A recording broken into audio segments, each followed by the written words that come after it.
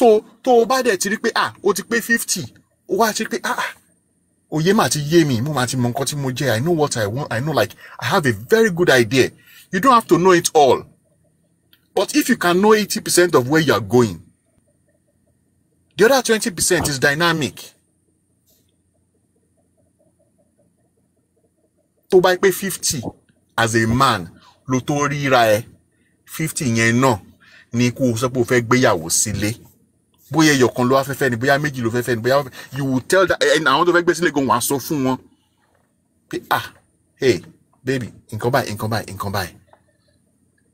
Wọ́n dẹ̀ gbà, kò ní síjà, kò ní sí wàhálà.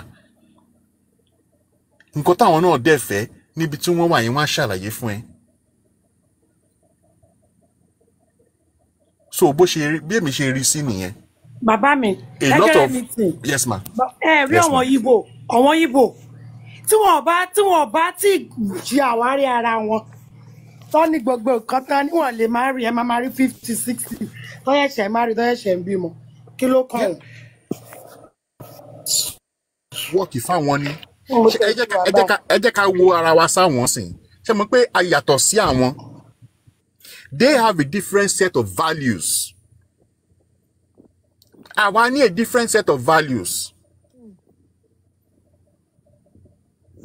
Àwọn they have gotten to a point jẹ́ kí majority of them ti mọ̀ pé tóun bá ti ní owó òun ò ní ẹnu in anything.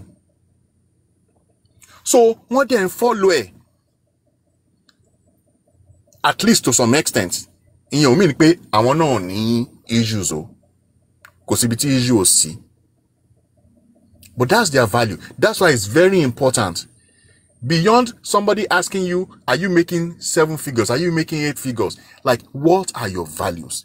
Àwọn values yín yẹn, àwọn ló máa help yín nígbà tí life bá happen sí yín.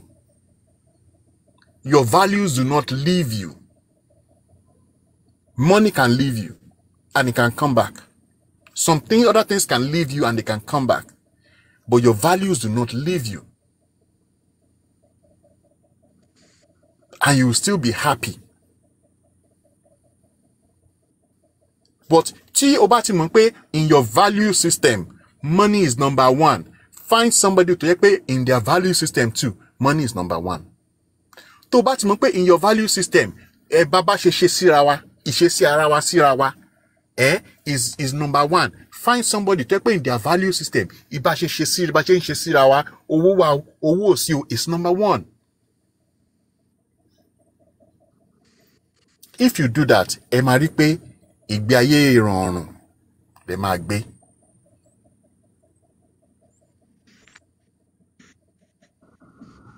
Nǹkan tèmi fẹ́ sọ nìyẹn, mo ti gòkè, ẹ ṣeun gan.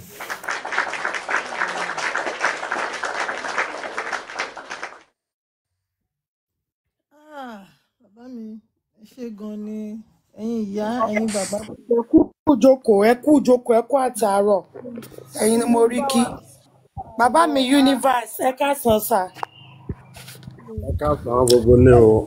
Ẹ kúrọ̀lẹ́ sà, ẹ kú jókòó, ẹ kú àtàárọ̀ o. Akéètò.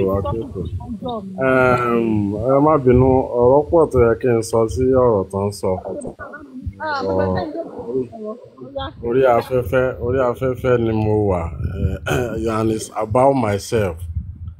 So ìgbà tí mo ṣe sọ tí àwọn tí ó tájọ wà involved tí wọn ò ní gbọ́. So ọ̀rọ̀ tí àwọn bàbá mi ẹgẹrẹ mi ti sọ ni o, ọ̀rọ̀ tó ṣẹlẹ̀ sí mi gangan ni. So ẹ má bínú, mi ò ní lè dá sí púpọ̀. Ṣùgbọ́n ìgbà mí sà, wọ́n ní ohun gbogbo lọ́wọ́ orí. Ẹ̀dá sì ló ń ronú. Ọba wa Elédùmarè ló mọ bí a ṣe lò gbésí ayé wa. Ìgbà míì téèyàn bá dẹ̀rò pé ibẹ̀ lọ́nà, ó lè jẹ́ ìgbẹ́ ni. So nǹkan tó mi kàn fẹ́ sọ sí nìyẹn. Ìgbésí ayé wa, kò sí bí wọ́n ṣe lè wá rẹ̀ èèyàn rí. Kò sí bí wọ́n ṣe lè dédé nǹkan tó bá máa ṣẹlẹ̀ ìrìn àjò èèyàn ò lè rọ́gbọ́n dá sí. Èèyàn ò lè rí ọgbọ́n dá sí. Èèyàn ṣe nǹkan ó work fún, ṣe nǹkan ó work fún, kò mí pé kí bí ṣe kó work fún. So nǹkan tó mi kàn fẹ́ contribute náà ni for now. Ẹ ṣeun gan.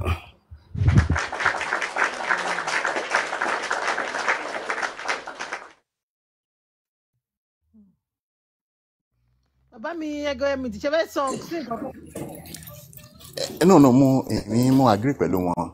Kò sí ṣé wọn pé nǹkan tí mo ṣe sọ ní bẹ̀rẹ̀ pẹ̀pẹ̀ náà nìyẹn wípé gbogbo nǹkan tá a bá sọ bí we are speaking it in generalities.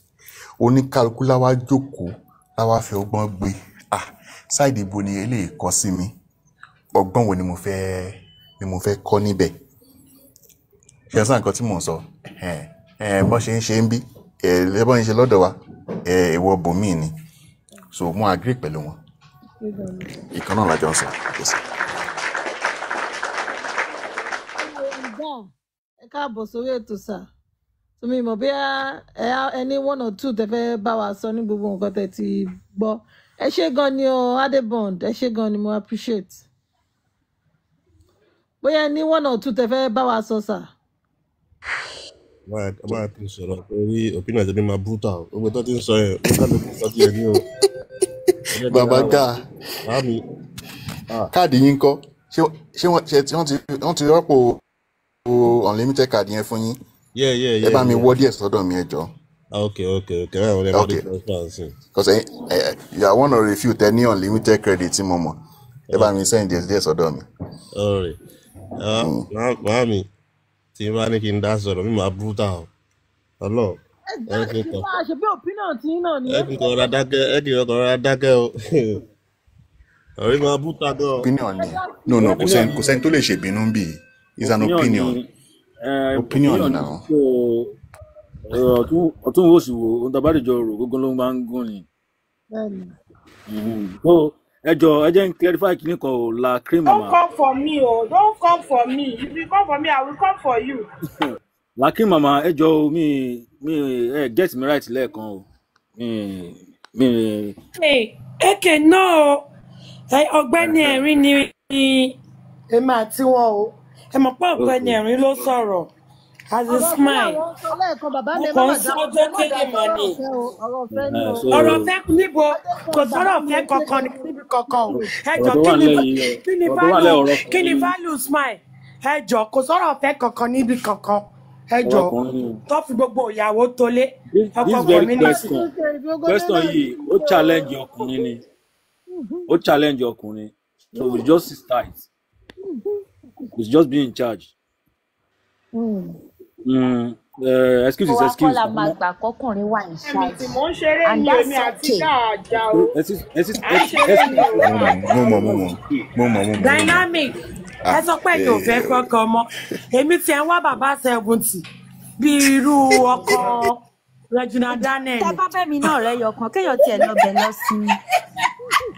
Ọlọ́run má jà sá. Wọ́n bàbá 70 àbí bàbá 65. Àwọn bàbá bí bàbá ọkọ ya yẹn. Kí lẹ wí? Ẹrú ọkọ Ìyábọ̀ Òjó. Gbọ́ tí ò ní lè ṣàṣẹ́ o. Mi ò fẹ́ bàbá jẹgẹjẹgẹ. Gbọ́ tí ò ní lè ṣàṣẹ́ kárakára. Mi ò fẹ́ bàbá jẹgẹjẹgẹ. Mo máa ṣe ṣùgbọ́n ọmọ lára. Kò dé ní dá. Torí bàbá 70 yẹn gbọ́dọ̀ máa tọ́jú mi. Kí tún máa lọ ṣe ṣìnà ọmọ lára. Kò dáa tó. Ẹlẹ́dẹ̀ máa bí mi. Ẹlẹ́dàá bàbá yẹn máa bí mi. Kò dáa tó. Mo fẹ́ tó máa lè sáṣẹ́ mọ́jú sharp ó ṣe pé ká mi tún gbọ́dọ̀ máa ń lè tó kí tún máa lè Dynamic ṣe ń ọ̀nà gbọ́. méjì nìyẹn náà. Dynamic ṣe ń gbọ́. Jokes apart ṣe ń gbọ́. Just give yourself credit. I understand. Life is a journey. Yes, ma'am. Now we know more. We'll do better. There's always somebody out there, Shengbo, that wants exactly what you want. There's somebody out there that will give you everything you need. There's somebody that tó bá rí ní báyìí àfẹ́lẹ́ máa kí sí ilẹ̀ fẹ́ràn fẹ́ràn tínú ẹ̀ máa dùn dẹ́kun oríyàwó gidi. So èèyàn máa ṣá èèyàn máa rọ̀ ní téèyàn máa fi rí ètéèyàn fẹ́. Don't feel discouraged because of a past experience. So moving forward, we know what we want, and we will ask it.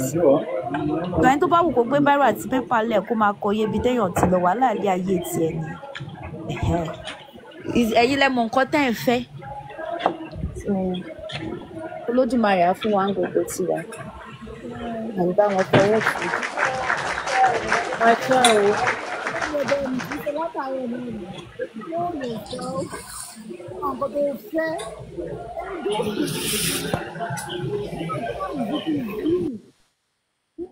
Ṣẹ̀ṣẹ̀ wà báyìí máa fọ́kọ mẹ́fà. Ó dà bẹ́ẹ̀. Bá fẹ́ dúró kọ́ dúró. Ó ti lọ bẹ́ẹ̀. Ó ti lọ bẹ́ẹ̀.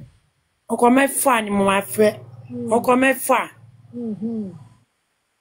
Ó ti lọ. Because báwo ni mo ṣe wà níbí ìgbà tí àwọn kan máa fẹ́ ìyàwó mẹ́rin. Ìyàwó mẹ́rin. Smile lápá tension. Ẹ jẹ́ kí Smile oorun sùn lálẹ́ yìí o. Ẹ jọ̀ọ́ o. Àní èmi àti èmi kẹ̀ ẹ̀. Kọ́ má kà mí mọ́ Smile dynamic. Smile kẹ̀.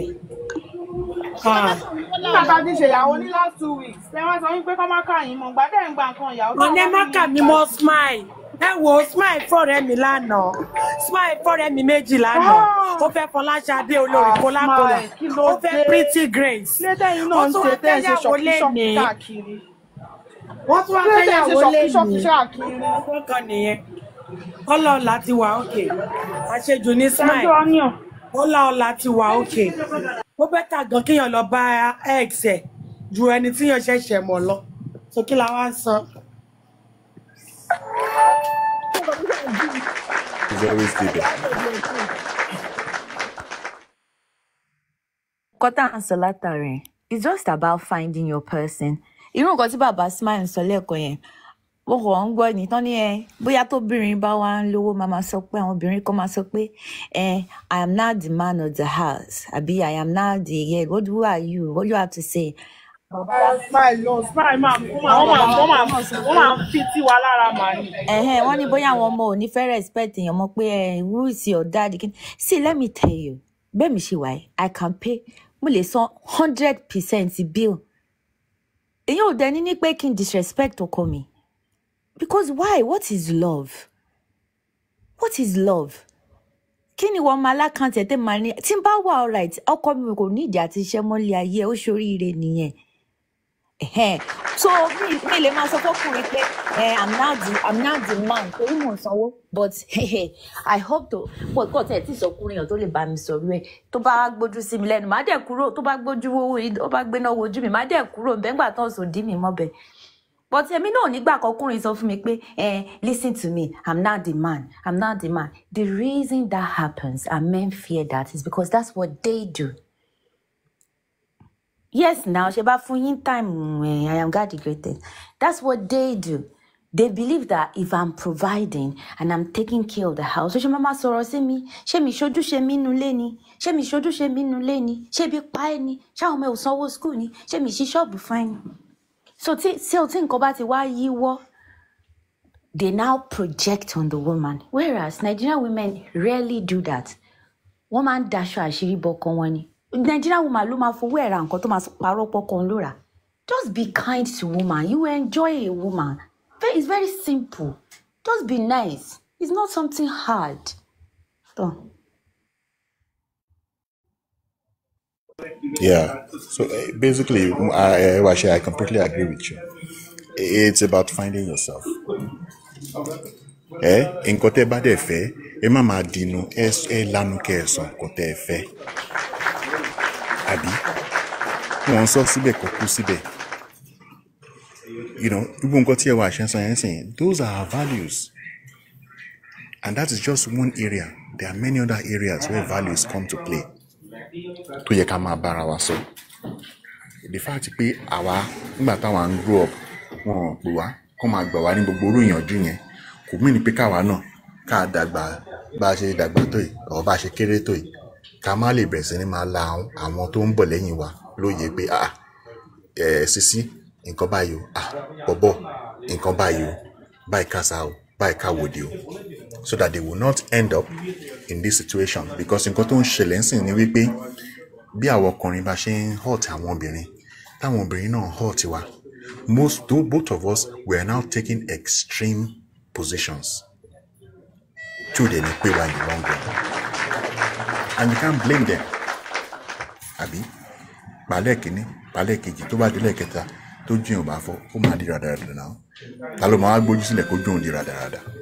So you can't blame our women when they respond. And you can't blame our men too when they respond. But the best inhalation is especially a lot of those who are young who have not gotten into this stuff. You know. So Bushirini.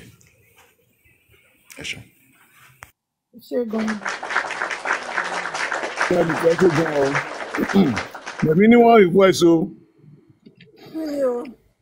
Ẹjọ́ ẹ bá ń bẹ open camera.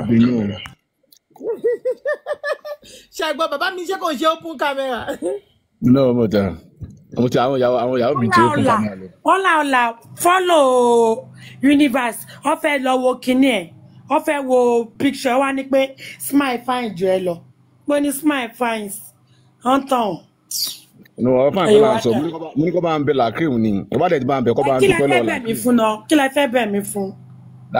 Lakim ló bá wá ayafa ta ni ìyàwó tí ba ye fẹ́ leni ẹ no. Ẹ wá ṣe rí kan tó ṣẹlẹ̀ leni yẹn ni.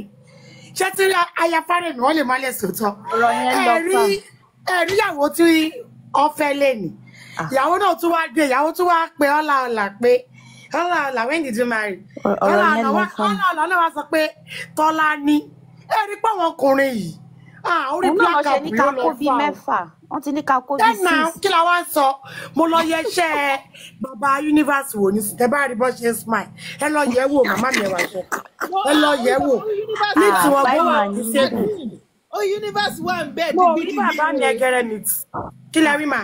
Universe wà ń bẹ̀ dìgbìdìgbì ni military man tún ní universe. Ẹ̀rí ni wọ́n ṣe smile. Àyàfà ṣé mo tún ti ṣe nǹkan tó dá kó bá ń bẹ Lakim. Ẹ ṣe nǹkan tó dá. Ọjọ́ mo ti mọ Lakim. Ọṣẹ Lakim kọ́ ẹ̀ fún mi ni kí n so tọrọ. Ó dẹ̀ ní pé wọ́n ti rí bẹ́ẹ̀ ká appreciate yín. Ó yá Lakim náà wọ́n ti bẹ̀yìn. Ẹ̀yin náà forgive and forget. Ṣé mi bá wọn jà ni? Gbogbo aṣọ tuntun mi ni mo ti wọ̀ fún wedding ni bàbá Smile. Every time náà gbéyàwó tuntun wá. Bàbá yẹn kò tọ́ ló play orin lẹ́ni. Bàbá yẹn kò tọ́. Adé gbọ́dọ̀ tún faṣọ yẹn ya fọ́tò lẹ́nu. Ìgbà tí sweetness dé, bàbá yẹn kò tọ́ yapa. Wọ́n yapa gbogbo instrument wọn. Sweetness ni ọlọ́pàá máa. Lady yẹn dẹ̀ try lẹ́ni. Wọ́n dẹ̀ jókòó tì wá for long. I really like her. Yes. That was very nice. I love social media. Ìyàwó tuntun náà wàá try. Ìyàwó tuntun try. Ó try. Ìyàwó tuntun tó ṣẹlẹ̀ ní ẹ̀wà ṣẹ́. Ìyàwó tuntun. Ọlá ló gbéyàwó tuntun lọ. Ó wá lọ pera wọn gbà tọ́lá láti ṣùgbọ́n kan kíra wọn ni wọ́n sọ pé ó jì ní ọ̀nà. Ẹ mọ̀ pé Smile go morúkọ ìyàwó tuntun. Ọlá ló jẹ́ kọ́ morúkọ ìyàwó tuntun. Bẹ́ẹ̀ ni Tọ́lá ní bẹ́ẹ̀ ni mo ní ó pè lọ́wọ́ kan ni mo ní Ọlá ló ga gan o. Ẹ ṣe máa jẹ imperial leather ní ìtẹ̀wà yìí. Kí ló pè mí? Ẹ tètè Ọlá yín mú. Kí ni bó ṣe wà yẹn èmi ò fẹ́ Ọlá mọ́ o mi ò fẹ́ Ọlá mọ́ Ọlọ́wà pèsè ọkọ tí ò ní gbé mi lẹ́mìí gbóná sókè mo sọ pé kọ́ má kà mí méyàn kọ̀ọ̀kan mo dá dúró ní igi dá dúró mi ò fẹ́. Èmi ń kọ́. Ọ̀dà ṣe ìfiyín fún bàbá mi ẹgẹrẹ mi tì.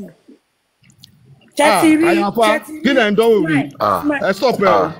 Ẹ má bá ń ṣerú eré bẹ́ẹ̀ yẹn. Ẹ wá wàhálà. Ẹ má bá ń ṣerú eré bẹ́ẹ̀ yẹn. Máa bọ́ ṣọlẹ̀ bá yín jà kújìgbèjì ni. Kẹgbẹ́ Lakim fún ta ni. Sweetness ń bọ̀. Ẹ kí Lakim kó máa gbé ọṣẹ lọ àbí?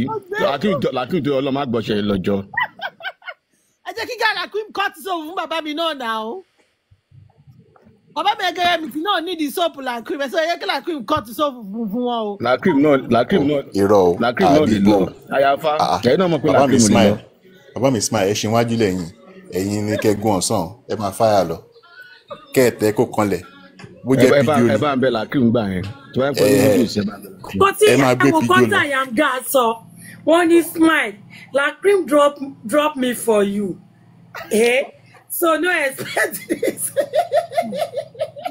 Ẹ jọ, ta ló drop I am God. Tẹ́tírà I am God tí wọn olójú kòkòrò ni wọ́n. Èmi dẹ̀lélẹ̀ tẹ́ wo kan á ti sọ̀rọ̀ nípa red flag. Tí bá dẹ̀ ti rí red flag báyìí tó ti ń ṣe, tó ti ń blink, tó ti ń tanná, ire o.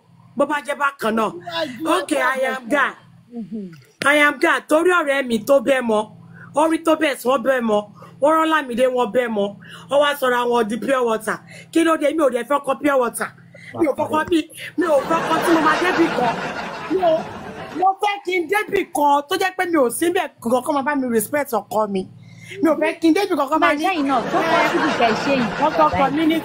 ọkọ community. Baba Sule, is there a possibility you can change? Bí wọ́n ti rọ́kọ mi fi mo máa bínú síbẹ̀ ni mi ò fẹ́ ọkọ tí ọmọ bá mi máa pẹ̀lú fẹ́ńbẹ́lẹ̀ náà.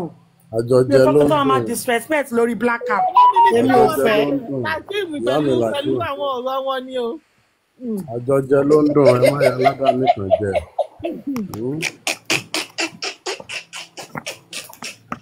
Èwo. Bámi universe láti mo wá gbé sójú dígbọ́n gbé dúró sójú kan ni. Wọ́n ti ń gbé tí òbí náà gbé síbẹ̀ yẹn. Ayafárẹ̀ mi ẹgbẹ̀rún. Ayafárẹ̀ mi ẹgbẹ̀rún Ọlọ́run. Níbo ni mo wá gbé lọ? Bàbá mi àṣà bank. Ó tọ́ni I am God. No. Ẹni sùúrù títí àṣàdẹ ọdọ. Mo sọ pé mi ò ṣe blind date. Títí àṣàgbà mi ò ṣe blind date. Kí ló dé? Ẹwà àṣẹ náà support mi. Báwo ni mo ṣe máa fẹ́yàn ààrẹ ojú wọn? Àmọ́ bọ́ ṣe rí. Wọ́n bá tẹ̀jẹ́ pé wọ́n kọlà. At this point, máa kọlà yẹn. Wọ́n máa ń lówó lọ́wọ́. 50-50 ní ìyá mi. Àti ẹ̀ mind. Bóyá kéèyàn tún try blind date. Téèyàn bá ti ṣe rí date tí ò work. Ojoojúmọ́ náà ń kóyàwó tuntun wá fún yẹn mi lè jà o. I went through a lot lénìí. Mo jẹ́ lọ sọ̀mọ̀dọ̀ ìyàwó kan ni mo rí àsìkò. Ẹ wo last time náà tó jẹ́ pé ẹ wà ṣẹ wọ́n ti ra aṣọ wedding wọ́n ti ra ring. Wọ́n da gbogbo ẹ̀rù. Ìfàdíwúrà dé báyìí wọ́n bá gbogbo ẹ̀ jẹ́ ni kí ló dé. Bóyá tẹ kakuku ẹ tún kakuku tó sọ́dọ̀ ká máa lọ sórí Facebook. Ìyáálé kẹ́yìn ẹgbẹ́ àwọn tó kí lọ́kọ̀ balẹ̀ ó bẹ́tà ju kó lọ ṣe blind date lọ. Facebook ni mo ń lọ.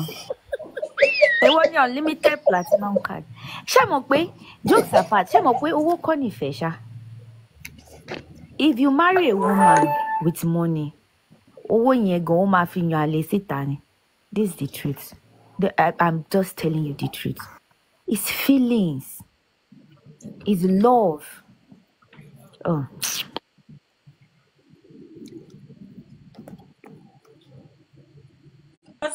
Ẹlòmíì gan ó kàn máa rí ó máa gbówó dání rẹpẹtẹ báyìí. Ẹjọ́ mi ò ní feelings rẹ̀ báwo mo lè fẹ́ ṣe tàtà. Ẹ̀yin nìkan lẹ mọ̀ pé tàtà yìí gan feelings ni. Tí bá ní feelings rẹ̀ wẹ̀ mọ̀ pé làkúrò lè lọ. Ṣé máa ń lògùn ni? Àyàfà sọ wípé ṣé ìtọ̀ ni àbomi yẹn. Pẹ̀lú feelings yẹn gan mẹ́wàá ni mo máa dà ṣùrùṣùrù. So kí la wá ń work. Ẹ mọ reason táwọn èèyàn ṣe máa ń gba owó nínú relationship. Ẹ mọ̀ ó ti sunkún ó ti ṣe past relationship kò wọ́ tẹ̀ ó wà wò pé wo pé tó bá jẹ́ kókó máa hurt mi kí n kúkú gba òun náà sọ pé I would rather cry in a Bentley ìgbẹ́ tó bá yẹ pé ó máa já sí breakfast ni kí n tiẹ̀ gbádùn kí n tiẹ̀ lọ trip. That's why if you oh goodness if you see my brother, if you see my girlfriend, you will understand. Mo sọ fún girlfriend àbúrò mi pé aláyé báyìí ni o. Because they don't cheat. My brother, my girls, they don't cheat. They don't lie. They are hardworking. Wọ́n tọ́jú ẹ. Our family ò ní ẹ lára. Jọ obìnrin wo ló ò ní fẹ́ jókòó síbẹ̀? But ọkùnrin tí ó wà emotionally available, tí ó mọ bó ṣe ń fọwọ́ wọ́yàn lẹ́sẹ̀. Tó dáná fún látàárọ̀ dálẹ́ tó lọ sójà tó tún ṣe ibẹ̀ kó dìde kó lọ fọ kó lọ ṣanwó ó tún di problem á tún ní kó gbómi ìṣanwó wá. Mo ní mi ní báyọ̀ ṣe kìdí yẹn bọ́ lórí TikTok a wà lórí live ni mo sùn lọ mo tún kúrò àwọn èèyàn bá mi coordinate a dẹ̀ argue fún over 6 hours lórí ọ̀rọ̀ omi ìṣanwó wọ́n ní ká máa bomi ìṣanwó wá. Can you imagine?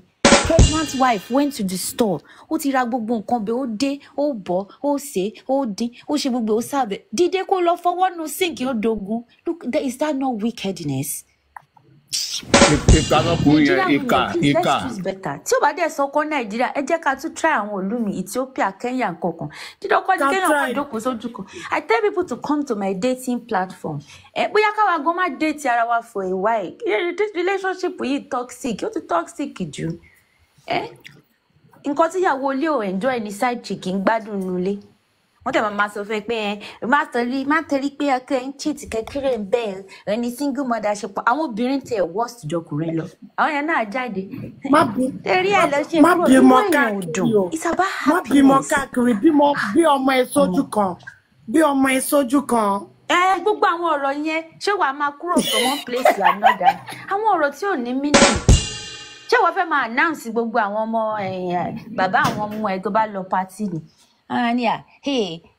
tó bá kúrò bíbá yìí tó bá lọ síbòmí tí mo bíbẹ̀ yẹn ṣe máa rí ṣé wàá máa kúrò kiri ni a bá sọ pé gíkan ò dáa yan ná àwọn àṣà àwọn nǹkan tí ò nítumọ̀. Why the devil you know is better than the angel you don't know.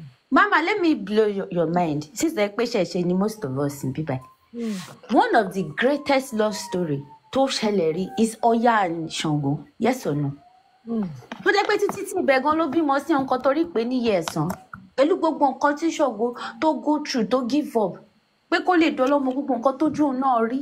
Gbogbo àwọn obìnrin tó fẹ́ lé kúrò lọ́dọ̀ ẹ̀ tó fi atẹ́gùn gbogbo ẹ̀ tó ṣé mọ̀ pé ó padà kúrò ńbẹ̀. Yes. Ọ̀dọ̀ òrìṣà ọkọ ló padà ti ní sinmi.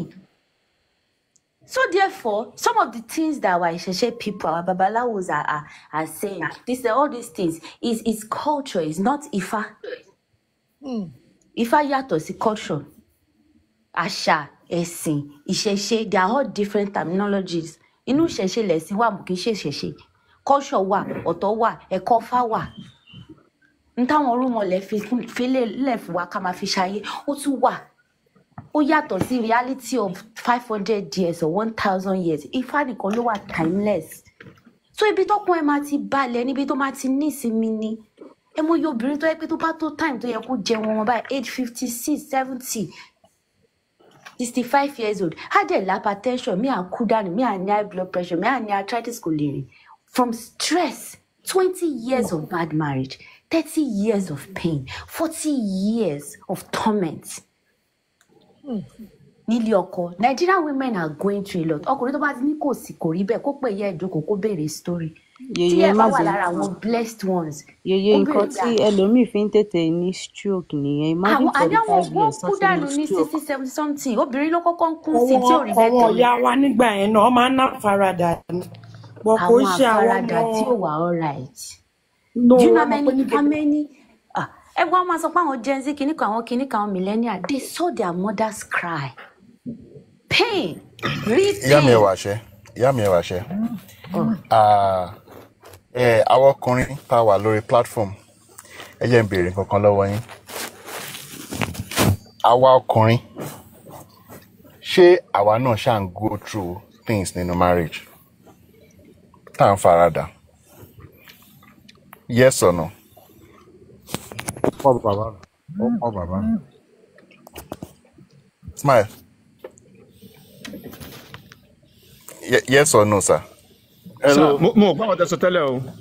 Mo ní ṣé àwa ọkùnrin ṣá ń go through nǹkan nínú marriage tá à ń faradà. A lot. Okay. Yeah. So, èmi máa ń take a position. Professor tèmi. Ẹ jẹ́ kí n gòkè sá so that ẹ wá lè fún an example. Èmi máa ń take ní sùúrù sá. Èmi máa ń take position wípé bí ó ṣe wà ń líkì bẹ́ẹ̀ ló wà ń gbàǹjà. At the end of the day, a máa láti wá ibì kan tá a ti máa tolerate ara wa tá a ti máa gbà fúnra wa wípé it's okay. Tí a bá ti ń lọ sí wípé who suffer pass,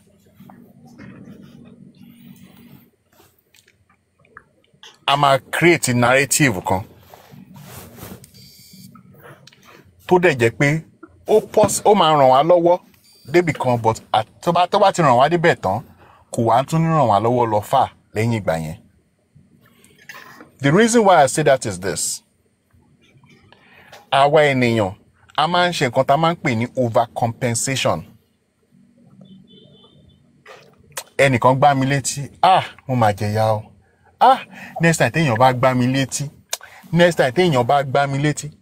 ẹni ẹ̀ wá gba ilé tí ó wá yọ idà ó wá bẹ apá ẹ̀. Ọkùnrin ṣe nǹkan báyìí fún mi obìnrin ṣe nǹkan báyìí fún mi obìnrin mi ti máa rí tó obìnrin kan bá fi sọ pé háì sí mi lásán tó bá sọ pé háì sí mi ìyà tó máa jẹ máa fojú ẹ̀ hàn ẹ̀ mọ̀. Overcompensation. So nǹkan tèmi fẹ́ sọ ńbẹ̀ ni wípé ó wà important kó tó di pé a dé gbogbo point yìí. Why don't we try to solve the problem from the root? Ẹ jẹ́ ká kọ́ àwọn ọmọ wa, the young ones who are out there, tí wọ́n fẹ́ máa get into this àtàwọn tá ti dàgbà náà, wípé ẹ wá ara yín ní àwárí. Understand who you are. Know what your values are. Kò dẹ̀ wá ẹlòmíì tó agree pẹ̀lú values yẹn. O lè rí 100% yo. Tó bá rí 80%, you're on a good, in fact, you're perfect already for each other. 20 tó kù, ẹ tolerate ara yín. Ẹ tolerate ara yín. Ẹ lè jọ sùn, kẹjọ sọrí síbì kan náà, abáná ṣe máa ń sọ. So nǹkan tèmi kàn fẹ́ gbà wá níyànjú nìyẹn. Bí ọkùnrin ṣe ń go through bẹ́ẹ̀ náà lobìnrin ṣe ń go through.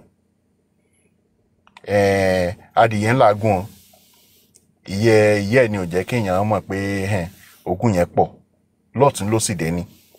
But èmi yìí máa ń sọ wípé àwa ọkùnrin la ní iṣẹ́ láti ṣe jù. Bó ṣe wù kó rí, lábẹ́ àkóso bó ṣe wù kó rí. They say to whom much is given, they say much is expected. Tá a bá ti ní idea wípé quote and unquote now, quote and unquote, ẹ má quote mi o, quote and unquote, àwa ni olórí, then you know that much is expected of you. From day zero. So then, conduct yourself as such. Let much be expected of you and put out much. Do much.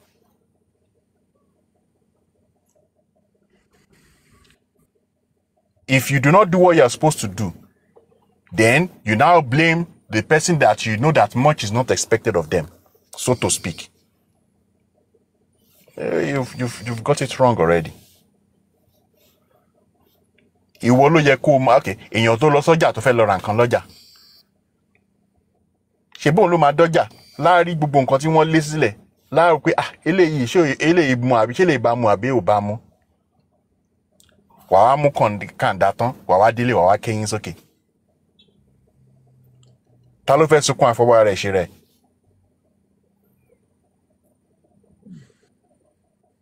Nǹkan tèmi rí ń bẹ̀ nìyẹn. Majority of the time, the women are more advanced than we are when it comes to marital issues. Wọ́n wà more advanced jù wá lọ.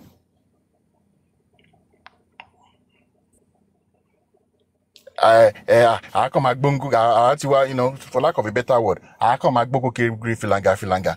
That's not what marriage is. That's not what relationship is. They should be having deep thought, serious ones, before they start engaging. Ọkùnrin tó pé 40 ṣé lè kọ́ máa fẹ́ obìnrin tó jẹ́ bí 25 years old.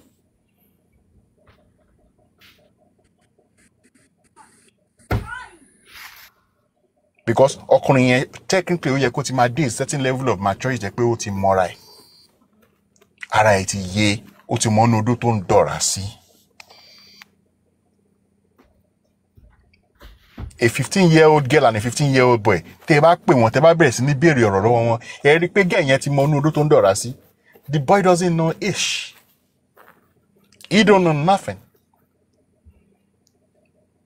Lẹ́yìn Call of Duty, kò mọ kankan, kò gba video game. That's it, kò mọ kankan. Ẹ rí pé kò ní insight. Anybody tó bá ń ṣe child and adolescent psych ń bí yìí, Emma agree pẹ̀lú mi. No insight. But obìnrin at 15 years old, tẹ́ bá pè wọ́n jókòó, tẹ́ bá béèrè the kind of answer tó máa fún yín, it will blow your mind.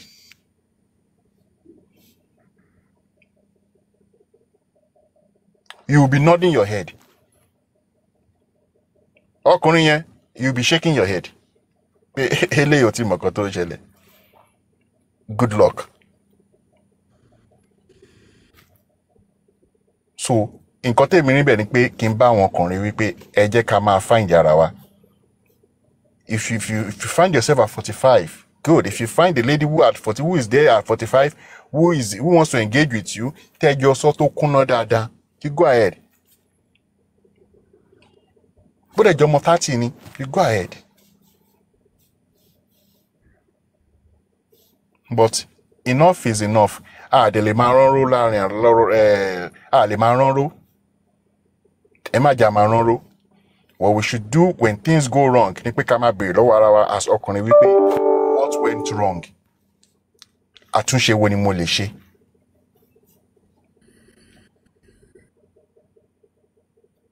Àtúnṣe wo ni mo lè ṣe? Àǹtí nǹkan bá ṣe láàrin wa àtobìnrin kan, go and heal yourself before you re-engage with anybody else. Don't bring your mess. So, bó ṣe rí nìyẹn. Ẹ ṣeun. Thank you, sir. Nígbà tí wọ́n á fẹ́ mú pàtẹ́wọ́ ní kinní. Ọ̀bẹ jẹrẹ kò ní bàjẹ́. Àbọ̀ ọgbọ́n. Lè jọba ń bẹ láti kó sí kámẹ́rà. Abẹ́gẹ́ mi ti. Ẹ dúró di Friday. Abẹ́gẹ́ mi ti. Ẹ bá ń bẹ láti kó sí kámẹ́rà. Ó sún mi o. Ẹ dúró di Friday, wọ́n á ṣí kámẹ́rà fún yín. Wọ́n á tiẹ̀ ṣí gan, á sú ẹ̀yìn gan. Abẹ́gẹ́ bá wa tó lé wa ní. Ẹ má worry, wọ́n á ṣí. Tó bá di Friday, sẹ́, ẹ ní sùúrù. Wọ́n kánjú lábẹ́ gbóná. Àbí?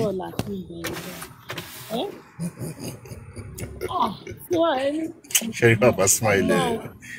Wọ́n jẹ́ káwọn obìnrin tó kù gan máa fíù pé kí ló ṣẹlẹ̀ gangan náà. Ṣíwáyé ò làwa wá ná. Ẹ̀yin náà lẹ́ni ká máa ṣe kí àwọn ìyáálé wa. Ìyáálé gidi ni làkírèmù. Ìyá dáadáa tó tún lọ́ṣẹ lọ́wọ́. Abio tó ń kọ́ ti soap fún yín all the time. Ọlọ́run. Ẹ máa wo bóbìnrin kan ṣe délé ní Tádìgbé dẹ̀ fara balẹ̀ jókòó ti smile wọ́n tún lọ gbé orúkọ wá aya smile kí ló ṣẹlẹ̀ gangan náà Lacrim ibi tẹ́ ti ṣe ọṣẹ yẹn jọ. Mo kì í ṣe ìyàlẹ̀ Ògídá dúró ni mí. Mo ṣe ìyàlẹ̀ ẹni bọ̀dẹ́ pé mo ti gbé post yẹn pé mo ti gbé fún sweetness. Louis Universe yẹ inú ẹ fẹ́ Lacrim kíákíá inú ẹ ta sí Lacrim. Pé mo ti gbé. You won't go Canada, come marry Lacrim. Yes o. Ìyá mi Ifáyọ̀ mi jẹ́ kí bàbá mi ẹgẹrẹ mi tí mo pé ní account mi rè at everywhere. Okay. Ẹ jọ gbogbo lé this is Planet Massage òun ni Ọlábísí new account ẹ. Jẹ́ kí oye tó wà ní. Ti jẹ account ẹ ti business account. 827. Planet Massage o má bínú Planet Massage ti wà lórí ètò pẹ́. So ẹ jọ ẹ bá wa follow ẹ bá mi Universe bàbá mi ẹgẹrẹ mi ti ẹ jọ sà this is a new account torí by Friday a fẹ́ kó lè ṣojú ó miss out ní weekend tó kọjá kò lè jó. Tomorrow is Friday. Tomorrow is Friday bẹ́ẹ̀ ni o so that a lè ṣojú a lè jùdí kókó kólá. Ale Judy, you can do better. Massage, you can do better. Wale massage, ni say. Roll it. Ride it. Don't come. Ride it. Bóyígan ó yẹ kẹ́ máa bẹ̀rù ìyàwó aya Ifárèmí. Wọ́n lè hype ju kí ló dálẹ̀ lọ. Wọ́n lè hype man. Àwọn hype man tó jẹ́ pé tẹ́ bá ti rí ó yẹ kẹ́ ìyà sọ́ọ̀tún ni pé. You can do better. Wine it. Lọ sílẹ̀. Ìdí ńlá kọ́ lọ fi ń ṣe.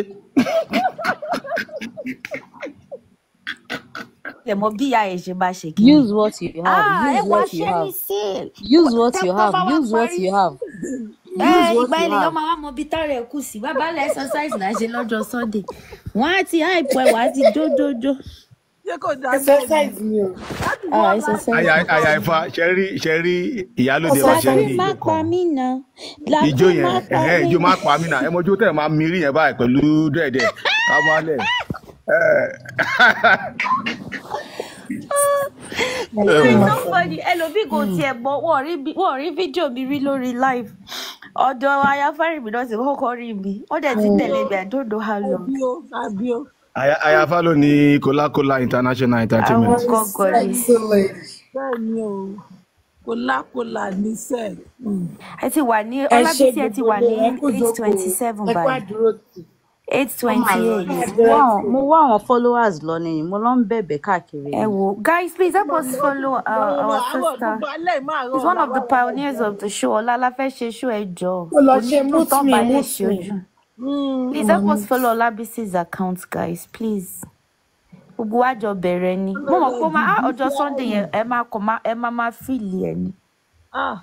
Ẹ mọ̀ tí mo ṣe ẹ mọ̀ ìgbà tí Àtàndá bẹ̀rẹ̀ sí jó àwọn ijó kan. Ibẹ̀ mo ti mọ̀ pé nǹkan kan ti ṣe mí. Ijó burúkú wà lẹ́sẹ̀ Àtàndá yìí. Àwọn ọkùnrin kan náà lórí iṣó yìí tí wọ́n ń fún wa ní oh my goodness. Ọpẹ́lọpẹ́ Àtàndá lára wa. Ijó burúkú wà lẹ́sẹ̀ Àtàndá. Tomorrow is Good Friday night. Àwọn ló tẹ̀ jẹ́ ká rí nǹkan fi hold body. Àwọn ọkùnrin yìí stingy. Ọkàn tó kẹ́ tún jù the problem. Ó ga o. Dayo, how are you? We didn't see you. Mama sọ bẹ́ẹ̀ yẹn o, ẹ má máa sọ bẹ́ẹ̀ yẹn, ó yẹ kẹ́ máa praise wọn ni. Yìnyín kéèyàn ṣe mí, àwọn ọkùnrin wá stingy. Kò rí bẹ́ẹ̀ o. Judy. Bàbá mi, àwọn kan stingy, ìlú àwọn bíi smile báyìí. Ẹ wò kó fún wa ní àtàǹpàkò lásán, smile oṣù àtàǹpàkò. Níbo? Fún wa ní nọ́ọ̀tì. Obìnrin náà lè ṣojú fún. Obìnrin. Ìgbà tó rí tọ́lá ni wọ́n ṣe ojú. Máa iṣẹ́ ni lọ bẹ̀ làkúgbà yìí. Ọ̀rọ̀ ojú tẹ sí yìí wọ̀ fún. Bí mo ní kẹ́hìn náà bá ń bẹ làkírìm, kọ́ máa kí làkírìm yìí gbọ́ sọ. Gbé pèsè fún wọn báyìí. Mi ò tẹ wá fine boy kankan kiri. Òkété ẹ̀kọ́ nǹkan kan. Àwọn fine boy yẹn wọ́n máa ń ṣàfihàn ní breakfast ni. Àtàndá try o, máa yẹn try fún wa. I actually had fun. Mi ò bá tiẹ̀ wá lọ fátọ̀dà, ẹ ó bó tiẹ̀ ṣe sọ lánàá. Làkírìm mo láìkẹ̀ ṣé bí wọ́n ṣe máa sáré sọ̀rọ̀ nìyẹn, kò tiẹ̀ punch pẹ̀lú ẹ̀. Mi irú Àtàndá yẹn kò sẹ́ni tó máa bá mi dùn. Dayo, please, everybody, please help us follow Olabisi's account. So we can dance on Sunday. She needs to get to Sunday, please. Please get to 1K. Ẹ bó ṣe sọ lánàá. Ẹ jọ̀ọ́. Ẹ ní Ayafárẹ̀ mi ẹ bá mi. Ọ̀hún náà tó máa ṣe where is Lacrew? Mo wò pé Àtàndá ti ṣeré gan. Jẹ́ kí smile gbẹ mú. Mo kàn sáà gbé ta tiẹ̀ smile ọ̀hún gan ẹ̀rọ.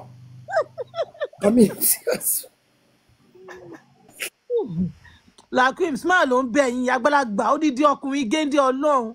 Ó dúró social media ó dẹ̀ ń bẹ yìí. Kí lẹ́yìn náà ẹ gbàgbára lẹ̀ náà? Ẹ gba ẹgbẹ̀bẹ̀ smile padà. Ó Àtàndá lẹ̀. Àṣìkẹsẹ̀ kan bodò. Ọ̀ní tí kò ẹ̀bí àlọ́jà ọ̀ní tí hàn. Tàbá kọ́ méjèèjì bọ́ kí ló fẹ́ gbé gbogbo bọ́ọ̀dù. Ẹ tẹ̀sí kọ́ méjèèjì gbóná ẹ yẹ kí wá rí nǹkan ní ìgbà. Ẹ wá ibi smile táwọn lágbára tán láti pa ọ̀nìyàn fún yín. Tẹ̀bí ẹwà àṣẹ náà ti sọ pé àwọn ní interest láàárọ̀ yìí. Wọ́n ti sọ pé kí ló dé everybody smile. Ó dẹ̀ gbọ́n náà fẹ́ lọ fún smile.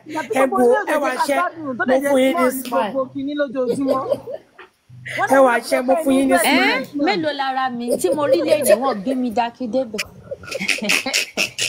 Ìkọ́ tèmi náà sá gangan. Mi mọ̀ pé Lacrew mọ̀ pé nǹkan tó dùn yín rí lọ́hùn nìyẹn o. Ìyálòde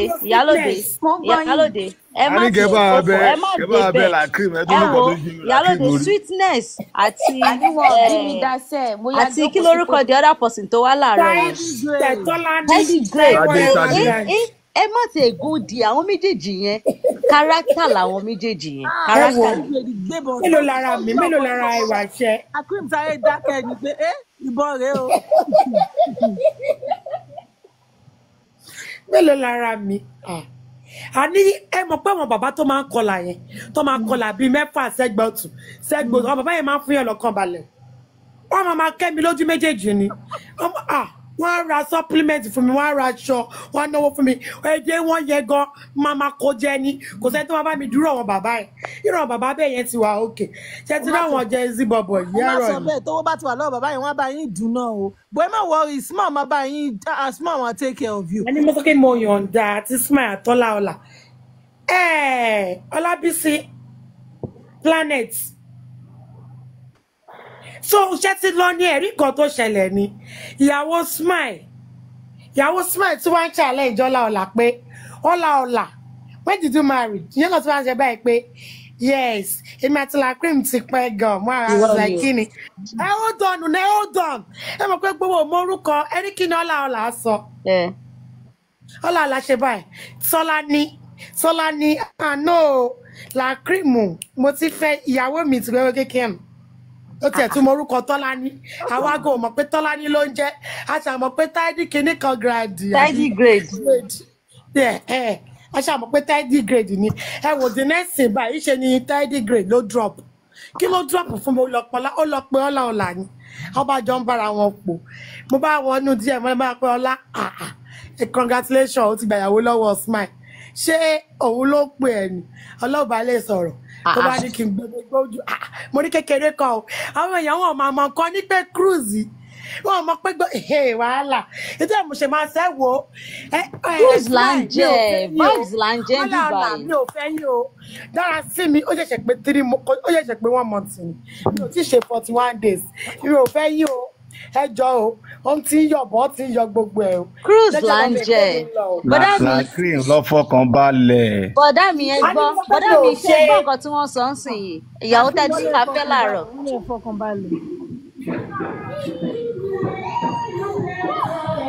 mi ò ṣe aya Fárẹ̀mí abánidé ò bánidé bẹ̀ ń lọ̀rọ̀ yín.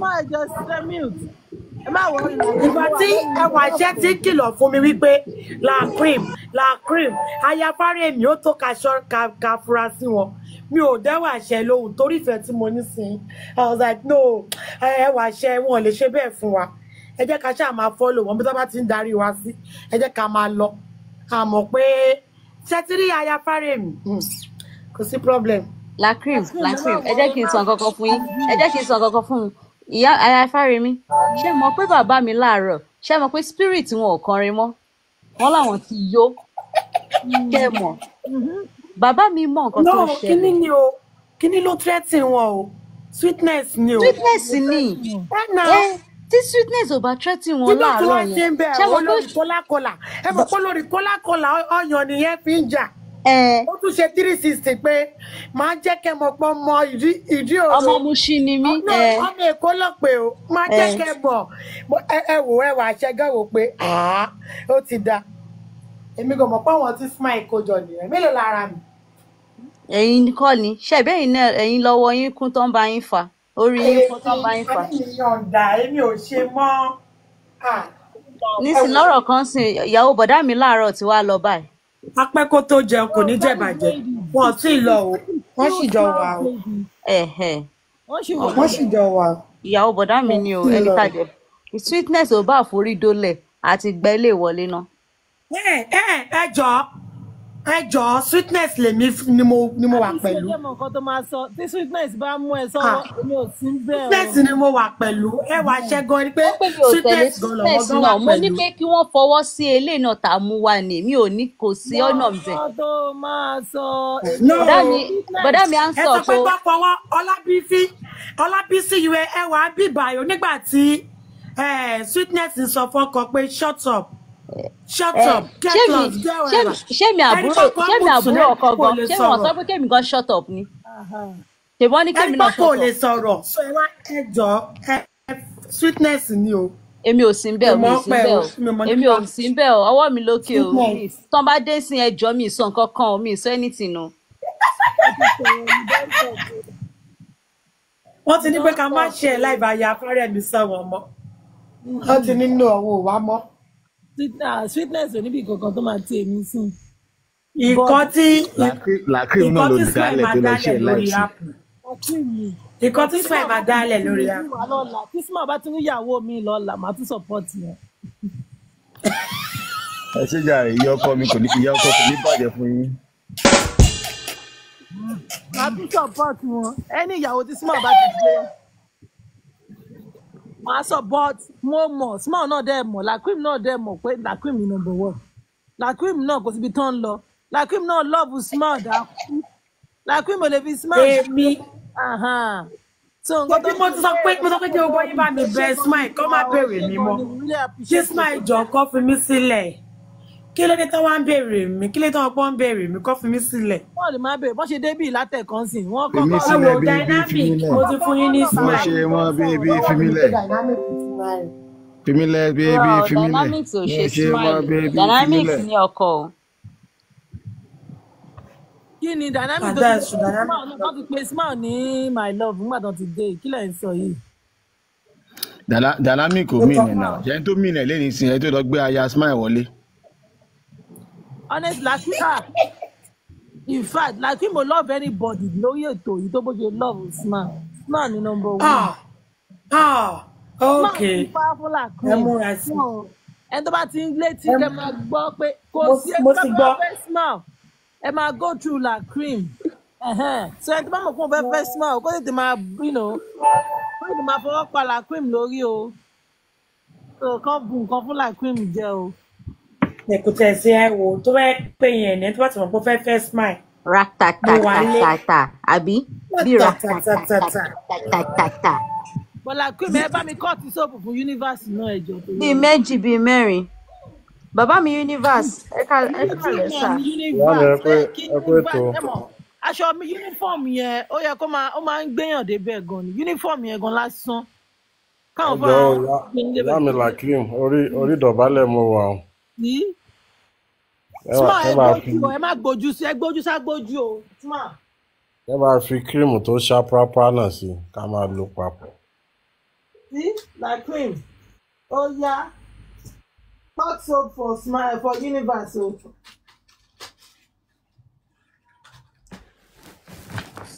Ti gbọ́ bàbá mi. Ó ti gbọ́ smile. Ayafare mi. Látàárọ̀ ẹjọ́ ṣe ti jẹun ṣá. Jẹ́ mi mọ́ máa ti jẹun. Tó bẹ̀rù. Ó tó bẹ̀rẹ̀ try látàárọ̀. Ṣé mo ti jẹun? Tádé dẹ̀ bí mi láwọn pé ṣé mo ti jẹun, ṣé mo wà okay? Kò dáa o. Ṣé mi wá jẹ́ Tádé? Uncle smile. Mo ṣe à ń pọ́n yílé pẹ̀lú smile tó wà wájú rẹ̀ ìjọ rẹ̀ kí mo bá yín fọ ọkú síwájú ẹ̀. Mo ṣe ń fọ ọkú sí ni mò ń fi Mr. sí. Uncle smile. Ẹ̀yin náà máa pè nǹkan tí sweetness ń pè wọ́n. Ẹ̀yin náà máa pè nǹkan tí sweetness ń pè wọ́n. 15 minutes wọ́n ṣe ká lọ sinmi àbí? Orí mo ò sínú wọn. Orí ìyá mi ẹwà ṣe kọ́ máa ṣe. Ó dẹ̀ tún ṣe máa ṣe Yorùbá. Ẹ jẹ́ ká lọ gbáradì nítorí ìgbò bàbá mi ifá number 1 bẹ́ẹ̀ ni. A máa bẹ̀rẹ̀ very soon. So 15 minutes ẹ jẹ́ ká máa lọ àbí ká máa lọ gan báyìí láti ń gbé 15 minutes. No time ṣì wà now this past 6. Ṣe bó di 8. Ó di 8. Ó di 8. Okay pé bóyá kí ká lọ máa rest ká lọ máa gbáradì sílẹ̀. Láti díẹ̀ náà. Okay ma. Àti pẹ́ náà látàárọ̀ la máa ti wà lórí ètò. Àtàárọ̀ since morning. So carry live. Ẹ ṣé o. Ẹ jẹ́ kí n wá client lọ sí o. Godmother ẹ wá ṣe. Ó máa ṣí ojú ọ̀la lágbára fá. Fẹ́ up on conference call. Okay. Wọ́n message lẹ́kùn náà fẹ́ lọ sórí conference. Ẹ ṣé o. Bàbá mi ẹgẹrẹ mi ti bàbá mi universe ẹ ṣé gan. Báyìí náà dúró tì wá láti àwọn máa rí bá wọn kó àdúró tì o. Wọ́n bá coordinate ẹ̀ òun ló jẹ́ kí gbogbo ẹ̀ fi tún if not ẹ̀yin oní ọkọ smart àti ìyàwó ẹ̀ wọn ò ní jẹ́ ká gbádùn.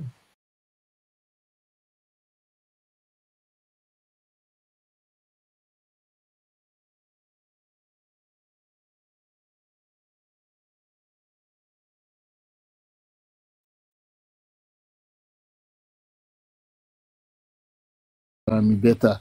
What is Africa's destiny? Destiny. Only question. Kò ń ṣe nísìn, kò ń ṣe right now, nǹkan tó ń ṣẹlẹ̀ nísìn, kò ń ṣe nǹkan tó ṣẹlẹ̀ 20, 30, 40, 50 years ago. What is Africa's destiny? Kí má tiẹ̀ tí mo lọ sí Africa, ká tiẹ̀ stay sí Yorùbá lásán. Kí ni destiny Yorùbá? Àwọn ọmọ Yorùbá, ẹ̀yin ọmọ Yorùbá, àwa ọmọ Yorùbá. Kí ni destiny? Níbo là ń lọ? Níbo ni position? Ìdí tí mo ṣe béèrè ọ̀rọ̀ yẹn ni pé number one, bó ṣe yé mi, ìṣọ̀kan ló override everything. O bá jẹ́ Muslim, o bá jẹ́ Christian, o bá jẹ́ whatever. Èmi mo ti sọrí lórí ètò kan, ó kàn dùn mí pé ìjọ yẹn bí mo ṣe ń farabalẹ̀ explain, ó dàbí pé BGOC náà wà ní orí show yẹn ìjọ yẹn. Mi rántí ẹni tó wà ń bẹ̀, bóyá Egremiti àbí má mix àwọn méjì papọ̀. Egremiti àbí kinní kan ògbójú kinní kan àbí. Anyway, the other guy was there. Mo dẹ̀ ń farabalẹ̀ explain kinní yẹn ìjọ yẹn, but sadly wọ́n ní pé ẹ má bínú, a máa need láti terminate live yìí o, wọ́n ń ṣe ìkírun ní platform kan, ó yá gbogbo à ń lọ síbẹ̀. So bí mi ṣe ráyè explain nǹkan tí mo fẹ́ explain yẹn. Mo dẹ̀ explain níjọ́ yẹn, mo explain very carefully nínú little time tí mo ní níjọ́ yẹn. Mo ní pé Yorùbá people, they get overexcited. Nǹkan máa ń ká wọn lára jù. Wọ́n farabalẹ̀ kọ́ wò pé okay, níbo lélẹ́yìn lọ, òdélé bá ṣe báyìí. You know, they are just caught in the excitement of the moment. Òun náà ni gbogbo ìtẹ̀rí sí 4-5 years ago, gbogbo Yorùbá land, they were overexcited about Yorùbá nation, kíníkọ, rally l'Èkìtì, rally n'Ìbàdàn, rally ní Òṣogbo, rally, you understand? There was all that overexcitement náà lọ fi bàjẹ́. Tó fi di pé kinní kan, ẹnìkan pín ìyà, ẹnìkan lọ síbi, ẹnìkan lọ sọ́hùn, ẹnìkan gbowó, ẹnìkan parọ́ mọ́, ẹnìkan ṣe all this, you understand? We need to strategize. The solution, bẹ́ẹ̀ni ṣe rí, solution is not just kí everybody kọ̀ wá kó ní àwọn Christian wọn lọ́gbọ́n lórí, wọ́n pa wọ́n, tó bá tún di Sunday wọ́n tún máa lọ kún church. No, that is a personal attack. Ẹ mọ ìdí ẹ̀, ẹ jẹ́ n farabalẹ̀ explain fún yín. Sherry, just like lè sọ fún mi bí n ṣe máa wọ ṣòkòtò mi, lè sọ fún mi bí n ṣe máa ké pe Ọlọ́run mi. Tó bá wù mí, mo lè sọ pé kí n tó ké pe Ọlọ́run, ṣe bí Ọlọ́run mi ni mò ń sọ, mi ìṣàsọ Ọlọ́run yín, ṣe bí Ọlọ́run mi, èmi am the subject. Tó bá wù mí, mo lè sọ pé láàrin èmi àtọlọ́run mi o, kí n tó ké pe Ọlọ́run mi o, kí n kọ́kọ́ mu ṣìnáàpù ìgò méjì. Ẹ̀yin ẹ lè tọ́ka sí mi kẹ́ni olórí burúkú ọmọ sòǹdókò lélẹ́yìí, ẹ ṣe. Tọ́lọ́run mi bá gbàdúrà mi, kí ló kàn yín bẹ́ẹ̀?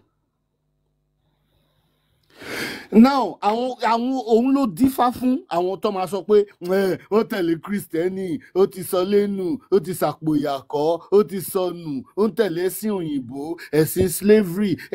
It depends on how much you know about Christianity. It depends on how much you know about the Bible. Fucking Bible. Ṣé ìyàwó mi gan ó di sú? Ọlọ́run. All depend. Anybody, Sherry, one man song go when he talk is cheap. Sherry missing, mo lọ Muslim primary school. I promise you, me nígbà ju 2 minutes. Lọ, come jẹ́ pé mi nìkan ni mò ń sọ̀rọ̀. I promise you, ẹ bá mi ka time. Benny, calm down now, be quiet. I'm on a live. You understand? Now, ẹ bá mi ma ka time. 2 minutes lókù fún mi. Now, Sherry èmi lọ sí Muslim primary school, Ahmadiyya. I'm sorry. Ibẹ̀ náà ni màmá mi ti jẹ́ teacher. Ibẹ̀ náà ni màmá mi ti di headmistress kó tó retire. So I come from deep Muslim culture background. Táwọn Muslim bá ń ṣe iléyá and all this thing, máa sunkún lọ bá mọ́mì mi ni. Ọlọ́run wọ́n máa lọ rán ọ̀lẹ́tẹ̀ láàfáà fún mi lọ́dọ̀ àwọn local tailor. So I have no problems against Muslims. I grew up with them, I live with them and everything. But nísìn, at this stage of my life, tí mo wá ń rí pé àṣé àwọn nǹkan tí mo rò pé mo mọ̀ nípa Islam ó yàtọ̀ sí nǹkan tó wà ń bẹ̀. Mo wá ṣẹ̀ṣẹ̀ mo ṣẹ̀ṣẹ̀ adjust ara mi pé ẹ jọ̀ọ́ mo need to stay far from all this Islamic confusion and all these things. So apart from Islam, èmi ò ní any problem pẹ̀lú any other like religion or anything. Ìdí tí mo dẹ̀ ṣe ní problem pẹ̀lú Islam is simple. I'm a Yoruba man. Mo dẹ̀ ti gbọ́ many videos tí àwọn Islam people máa ń sọ pé a máa paná Adébọ̀rẹ́, a máa ṣe which is wrong. Ó lè wá láti ìlú Arab kó wá sí inú Áfíríkà ti tèmi. Nǹkan tí mò ń ṣe nínú Áfíríkà mi, ó gbé títí ẹ wá láti Arab, ó wá ló fẹ́ fi pa iná ti tèmi. Forget say I be Christian. Ọlọ́run, I be oníṣẹ̀ṣe same way. I be babaláwo. I be Christian wholly babaláwo. But anyway, think of me bá wà tí mo fẹ́ sọ, máa send request. Nǹkan tí mo kàn ní kí n yànnà nìyẹn. All right, thanks.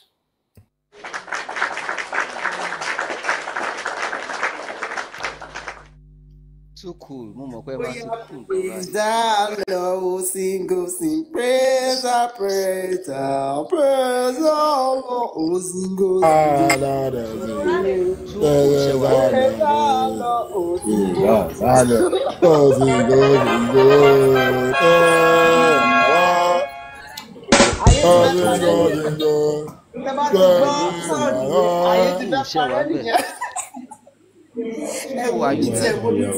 Bàbá mi tí mo máa ti mú ọ̀rọ̀ brọ́dà yìí bóyá ibi ṣe wà ń bẹ̀. bóyá translation ẹ má bínú Yorùbá ni mo fẹ́ sọ ní nǹkan tí ń ṣe ẹni tó bọ́lẹ̀, nǹkan ṣe wọ́n. Kò ń ṣàwọn, àwọn ló ń ṣe nǹkan bí àkàndé ló ń ṣe wọ́n. Never nati àkàndé ló ń jẹ́ kí ló kọ́.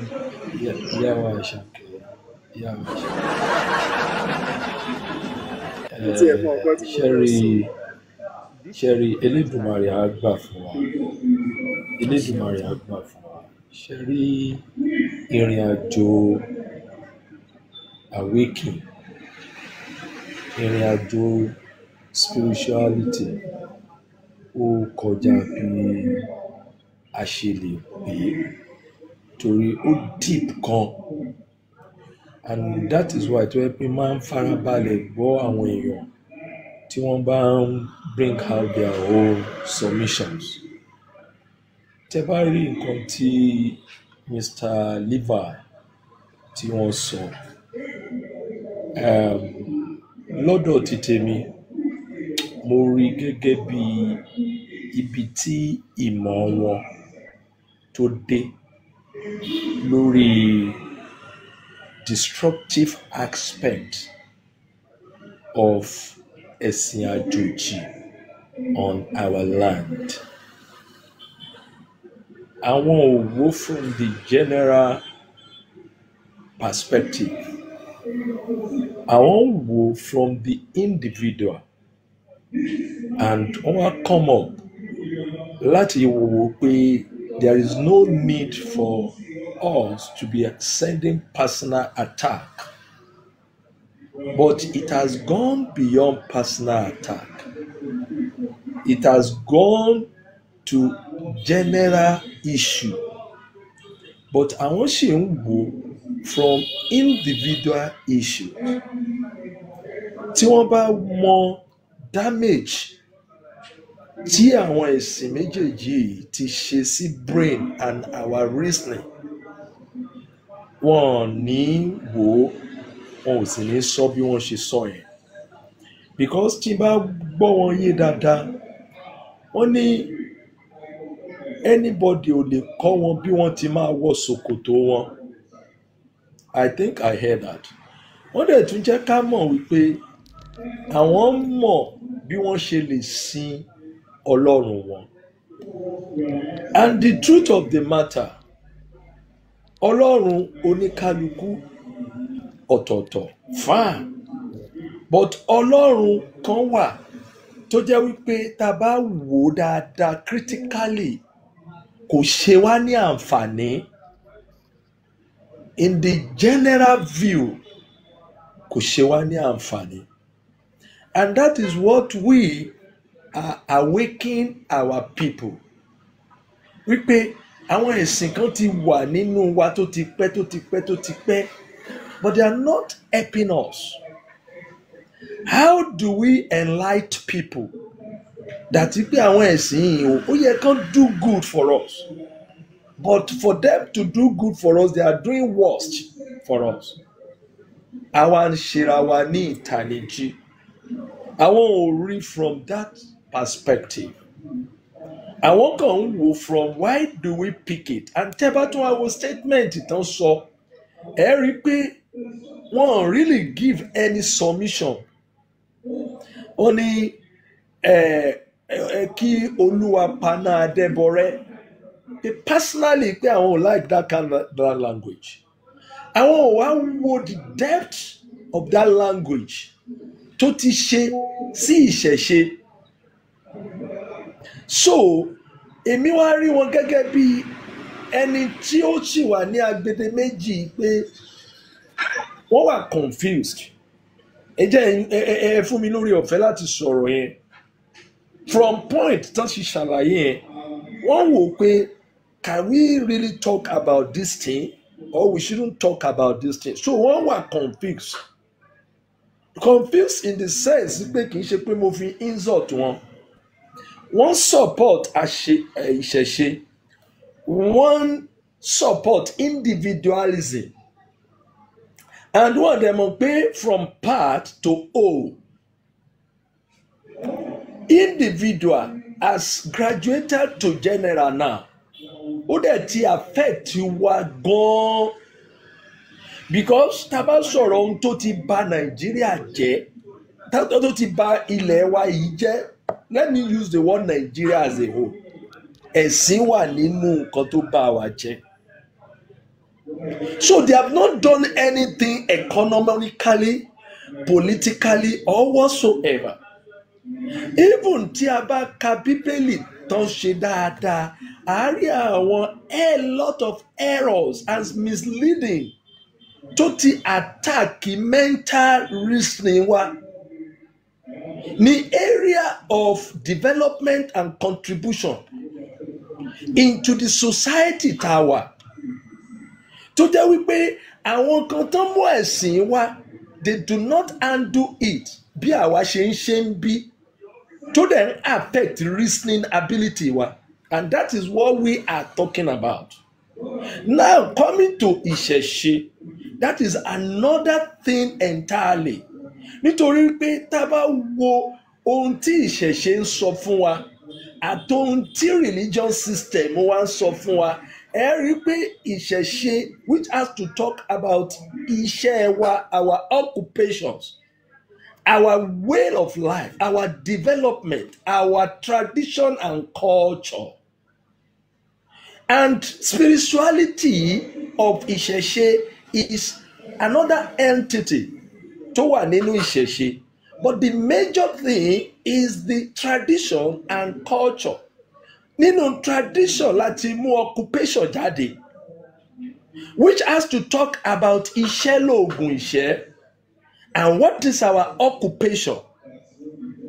In tradition system wa, a rí pé iṣẹ́ àgbẹ̀ ni. Òun náà fi ń kọ́ wa pé iṣẹ́ àgbẹ̀ ni iṣẹ́ ilẹ̀ wa. Ẹni kò síṣẹ́ á máa jalè. Ìwé kíkọ́ láìsí ọkọ́ àti àdá kò ì pé o. That was the caution tí àwọn baba ńlá wa fún wa when we are being taken away mentally. And ṣé wá rí ìwé tí ẹ ṣe bàbá mi, ṣé bá wá rí ìwé tí a wá kà under the umbrella of religion system, ó wá jẹ́ kí a máa reason as if we are going nowhere. Òun ló fi máa jẹ́ wípé Monday we will be in the service, Tuesday we will have a program, Wednesday we will have a program, Friday we will have a vigil. On Saturday, we will have another program. On Sunday, we will have another program. What does all these programs are telling us? They are ironically robbing us of our resources, and they are not giving us any meaningful and economical value as general. In return. In return, ẹ ṣé ìyá mi. In return, and tẹ́ bá wá balance ẹ̀ pẹ̀lú ìṣẹ̀ṣe, ẹ wá wò pé okay, which one is better? Ṣé lèyí tó ń kọ́ wa ní pé ká ṣiṣẹ́, ká gbójúlówó, ká ṣe àwọn nǹkan tó yẹ ká ṣe, ká má wà gullible, ká má máa gamble, ká má máa ṣe àwọn all those things tí ò bá culture wa lọ. Then we will now strike a balance. Where do we belong? So, and the religious system, sorrow, they brought it for us from a source that we cannot really ascertain. Èmi àti ẹ̀yin la mọ̀ forefather wa. And this forefather has been able to give us some personal feelings tó ní ṣe pé a mọ orísun wa. And that means the orísun has given us a lot of contributions. Tá a lè fi ọwọ́ sọ̀yà wípé I know the word of Ògún. I know the word of Ògún. I know the word of Ọ̀rúnmìlà, which is the custodians of wisdom and knowledge. I know their contributions to our development as Yoruba people. No, if we now look at all these things together, we need to strike a balance. And that balance has to be which one favors us, which one goes against us. So the one that favors us should be our ideal, should be what we'll be looking at. So that area, Mr. Levi lost. Not that they're really against our discussions as Onisheshi or whatever, but they are looking at it from the personal perspective. And the case has gone beyond that personal view. Thank you. Just my submission. I really appreciate it.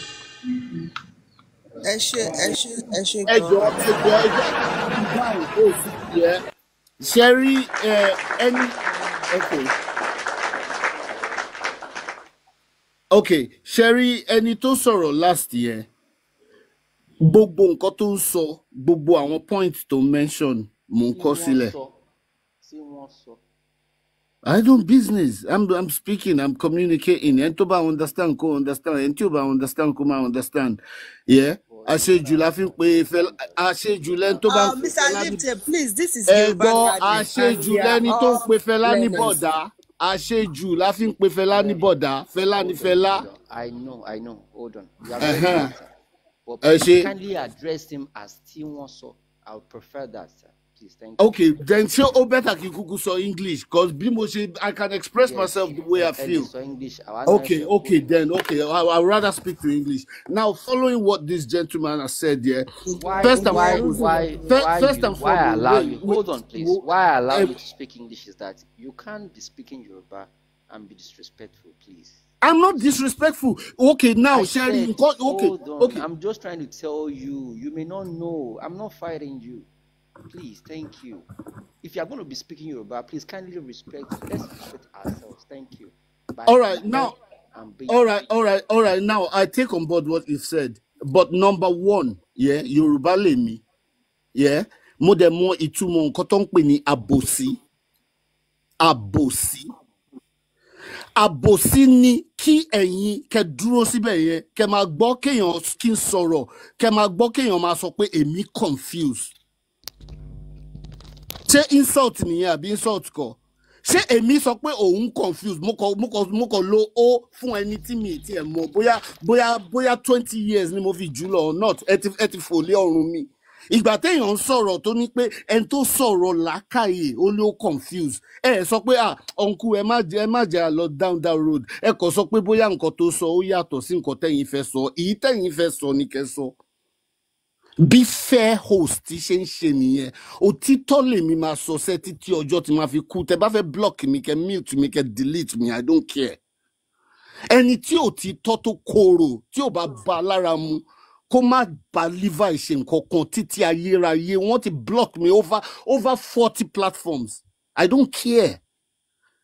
Ẹ jọ̀ọ́, mi bẹ èrò, mi ta nǹkan kan, mi ta t-shirt, mi pèrò sọ́kọ̀, mi pèrò sí church, mi ní ẹ ṣe nǹkan kan. Mo kàn ní ẹ gbọ́ òtítọ́ lẹ́nu mi ni.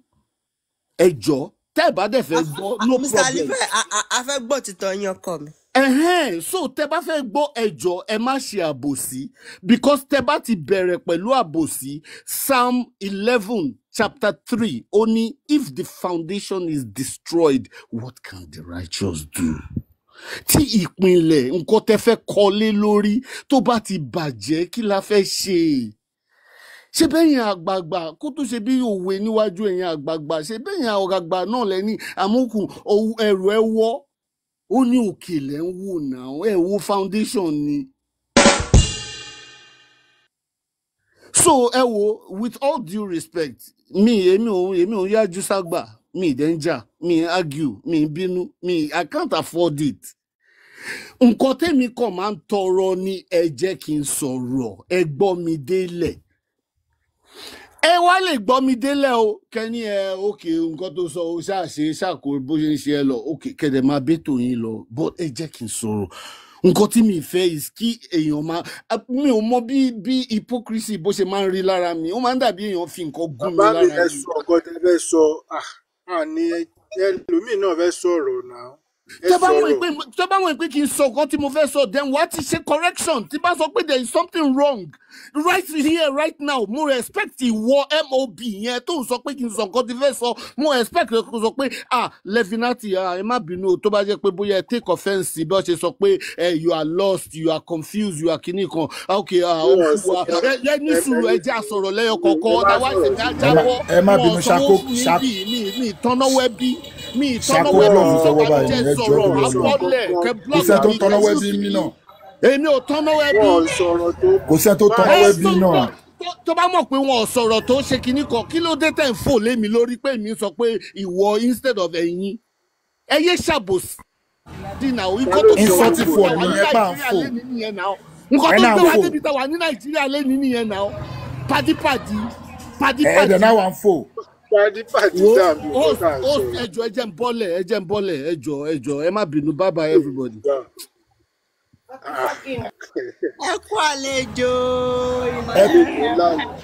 Ẹ bọ́lẹ̀ lọ́dọ̀ yín náà ṣé ó sì ló máa já yín bọ̀ ni ṣé ó sì ló máa já yín bọ̀ ni ẹ̀yin lè máa bọ́lẹ̀ fún ara yín náà.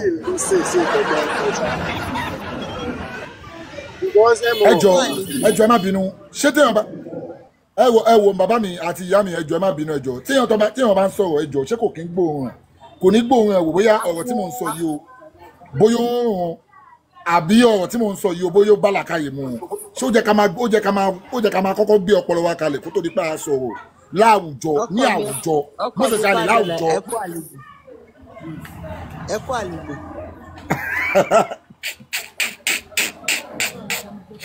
ṣé yí àwọn ọkàn wà tó yẹ pé ẹlòmíì ìwé ló máa ń ronú fún. ilé sọ ẹ ń pè mí. ó ṣe ọkọ mi. a kú àlejò. so ẹlòmíì ìwé ló máa ń ronú fún ẹlòmíì so gbogbo tó sọ yẹn ń sìn lọ́dọ̀ títí ẹ̀ kò sí nǹkan tẹ́ fẹ́ sọ ó ráìtì láàyè títí ẹ̀ pẹ̀lú ọpọlọ títí ẹ̀ bẹ́ẹ̀ yẹn òun ráìtì lọ́dọ̀ tí ẹ̀ ni so kò sí irú àwọn ẹ̀ báyìí ẹ mọ̀ àwọn àgbàlagbà dẹ̀ sọ wọ́n ní ajá tó bá máa sọnù kò kí ń gbọ́ fèrè ọlọ́dẹ ajá tó bá ti nù ò ní gbọ́ fèrè ọlọ́dẹ so irú àwọn eléyìí sìn àwọn sí nínú àwọn tẹ́ pé tó bá ń sọ̀rọ̀ kọ́fì ìwé ronú kéèyàn máa sọ pé ṣé ẹnìkan lè wá wọ ṣòkòtò mi fún mi ẹ mọ̀ gbogbo nǹkan tí ò jọ nǹkan náà fi ń wé nǹkan tí ò jọ òun náà fi ń wé òun ṣẹ́nìkan lè wá bá mi wọ ṣòkòtò mi èmi ni máa wọ ṣòkòtò mi èmi ni máa ní ṣòkòtò mi wà òkè gbogbo àwọn nǹkan tí ò jọ nǹkan náà fi ń wéra wọn so ẹ wo ẹ jọ nítorí Elédùmarè ẹni tó bá ti ń sọ̀rọ̀ ká bá ti ń rí i pé ọ̀rọ̀ eléyìí ó ti ń takora ẹ̀ gangan ẹ ṣáà jẹ́ ká fílẹ̀ kó wí gbogbo nǹkan tó bá fẹ́ wí tó bá ti wí tán kó bọ́ọ̀lẹ̀ ká lọ máa fún lésì ẹ̀ jẹ́jẹ́ ẹ jọ mo fẹ́ Elédùmarè bẹ gbolé mo ṣẹlàbọ̀ yìí o. ẹ ṣé o bàbá wa Ifá dọ́là ṣe rí mo máa ń sọ lórí ètò wa wípé hospital òun ni program wa àwọn àlejò wa wọ̀nyẹn náà àwọn ọ̀rọ̀ tá à ń sọ la fi ń treat brain wa ṣẹ́rí bàbá mi Ọlátúndé wọ́n lo gbólóhùn kan mo ti máa ń wá gbólóhùn yẹn láti ọjọ́ yìí tí èmi náà mo máa jí gbólóhùn yẹn lọ́dọ̀ wọn láìpẹ́ àwọn ìwé tá à ń kà ó dẹ̀ pé yà ó ń contradict sense of reason àbáwọn náà ṣe lo ọ̀rọ̀ yẹn lẹ́ẹ̀kan o. Ó dẹ̀ pé wọ́n ló ń condemn sense of reason àbí. Orí tẹ bá lò báyẹn náà ìyá mi, ó make meaning. Ó lọ bẹ́ẹ̀ yẹn àbí. Okay. Like ó condemn grow brain wa àbí growth knowledge mo ti gbàgbé bó. Ó ń contradict reasoning náà ni, ó ń contradict personal reasoning. Kò ní jẹ́ kéèyàn reason any reason. Ẹ wo. So àwọn ìwé tá à ń kà àwọn nǹkan wọ̀nyẹn ó ba ọpọlọ jẹ́. Ṣé mọ̀ pé ọpọlọ wa ó dàbí ṣé mọ̀ pé even body wa generally oúnjẹ tá à ń jẹ nǹkan tá à ń feed body wa òun ló máa determine nǹkan tó máa produce jáde. Bẹ́ẹ̀ náà ni brain wa náà ṣe rí nǹkan tá à ń feed ẹ̀ information tá à ń feed ẹ̀ nǹkan tá à ń kà gbogbo nǹkan tá à ń kà yẹn ló máa determine bó ṣe máa grow sí. Ṣé mo wípé tẹ bá kàwé tẹ bá study one course ní school tẹ bá wá ní difficulty lórí course yẹn ẹ máa padà jókòó ẹ máa padà máa reason báwo mo ṣe lè move forward lórí course yẹn báwo mo ṣe lè ṣe brain yín máa fún yín ní different information nǹkan tẹ máa ṣe ń pa kíní yẹn. Ṣé wá rí àwọn ìwé méjì tán gbé wá yẹn bá a ṣe ń ka ìwé yẹn kàkà kí ìwé yẹn bá a ṣe ń ka yẹn kó yẹ kí ọpọlọ wa kó máa dàgbà sí ó wá ń pa ọpọlọ bíi kí n pe Bible àti Quran ní gbólóhùn mo lè lò sí o ìwé ìpọpọlọ ìwé yẹn máa ń pa ọpọlọ ènìyàn. Ṣé rí àwọn platform wa tí a wá ṣì yìí òun ni hospital tó ń tú àwọn ènìyàn kúrò nínú ìdè ọpọlọ. So àwọn èèyàn míì tí wọ́n bá wá tó bá sọ̀rọ̀ ṣé bàbá mi rehabilitation center ni àwọn bíbá yìí. So àwọn customer míì tó bá wá ó máa yé wọn díẹ̀ bó bá ṣe ń gbọ́ bí ọ̀rọ̀ kan ṣe sọ bá ó ní nípa gbígbọ́ àti nípa gbígbọ́ ọ̀rọ̀ tó ń pè lọ́rọ̀ lọ́hùn ó ṣáà ní bó ṣe sọ ọ̀rọ̀ yẹn bẹ́ẹ̀ yẹn like tó bá ń gbọ́ tó ń gbọ́ brain tí ọ̀rọ̀ bíbélì àti kùránì ti pakú yẹn ọ̀rọ̀ tó ń gbọ́ yìí a máa jí díẹ̀ so a máa ní àwọn customer bẹ́ẹ̀ yẹn stage ó dà ní pé stage ìgbà tó kọ́kọ́ dé dà ní pé stage 10 ni wọ́n wà bọ̀ nísìnyí bá dà ní pé wọ́n ti wà ní stage 7 so díẹ̀ ló máa tán lára wọn. So bí a ṣe máa gbà nìyẹn ọjọ́ mi wọ́n á tún wá wọ́n á tún sọ ọjọ́ mi wọ́n á lè lé wọn dànù Mr. Leave it a lè block yín torí irú èèyàn bíi tiyín la ṣe ṣí platform gẹ́gẹ́ bí ọ̀rọ̀ tí Yahweh sọ ó lóun ò wá torí fún ẹni tí ara ẹ̀ ò dá ó lóun wá fún ẹni tí ara ẹ̀ yá ó lóun wá torí ẹni tí ara ẹ̀ kò dá. So àwa ò ṣí platform torí àwọn tí bíbélì àti kùránì ò tí da ọpọlọ wọn rú àwa wá a ṣí platform fún àwọn tí brain wọn tí Bible àti kùránì ti tọwọ́ bọpọlọ wọn ká lè reset wọn refractory center ni wọ́n ń pe bíbá yìí. So a máa Elédùmarè á ràn wá lọ́wọ́ a ràn wá lọ́wọ́ a refractory gbogbo àwọn brain tí kùránì àti Bible tó ti bàjẹ́ a máa ṣe kí ni a máa dá padà sí ipò tó yẹ kí ó wà tádẹ̀ dáadáa sí bó yẹ kó ṣe wà. So a lè block yín brother wa lè jẹ́ at least lè ní ẹ̀ sọ wípé Jésù wá láti Ìjẹ̀bú àdúpẹ́ pé òkun at least ilé ìtẹ̀tù sọ lè ní ó tún fún wa ní assurance wípé we are progressing pé ó tún fún èmi ní kudus pé yes we are working and iṣẹ́ wa ó ń ṣe at least ẹ̀sọ́ lọ ẹ̀sọ́ bọ̀ ó dẹ̀ ṣì dúró ṣì lọ díẹ̀ níbì kan so that means kudos to everybody Farouk fún host náà pé iṣẹ́ wa ń yọ náà díẹ̀díẹ̀ pé àwọn patient wa wọ́n respond sí treatment so àdúpẹ́ ẹ má bínú tẹ́ bá ń bínú sí nǹkan tí Mr. Bàbá mi alátúnṣe tán sọ nǹkan tí wọ́n kàn gbìyànjú láti sọ náà ni wípé ẹ̀yin gbé kinní yẹn to your personal self but ó ti kúrò ní personal ó ti kúrò ní pé ṣe tèmi kì í ṣe tiẹ̀ lọ́wọ́ tá a wà yìí cause ó ti wo pé generally kí ni gbogbo ẹ̀sìn yẹn wá ṣe fún wa ààrẹ but kudos to everybody náà ṣá a máa tẹ̀síwájú ni kò ní sún wa kò ní rẹ̀ wá àwọn ọ̀tá ilẹ̀ Yorùbá àwọn ló máa give up lórí ọ̀rọ̀ tá wa so adúpẹ́ lè ní ẹ̀ sọ pé Jésù ọmọ Ìjẹ̀bú ni ẹ dẹ̀ sọ pé ẹ̀là ni Jésù so we are grateful. Ìyá Bíjọ́sí mi tiẹ̀ fẹ́ béèrè ni pé ṣé àwọn èèyàn bíbélì wọn yẹn ṣé ẹ̀yin bíbélì lọ́kà ní àbójú ẹ̀. ṣé ẹ mọ̀ àwọn míì wọn ń ka báíbù nǹkan tí pásítọ̀ bá ti sọ fún wọn náà máa ń gbọ́.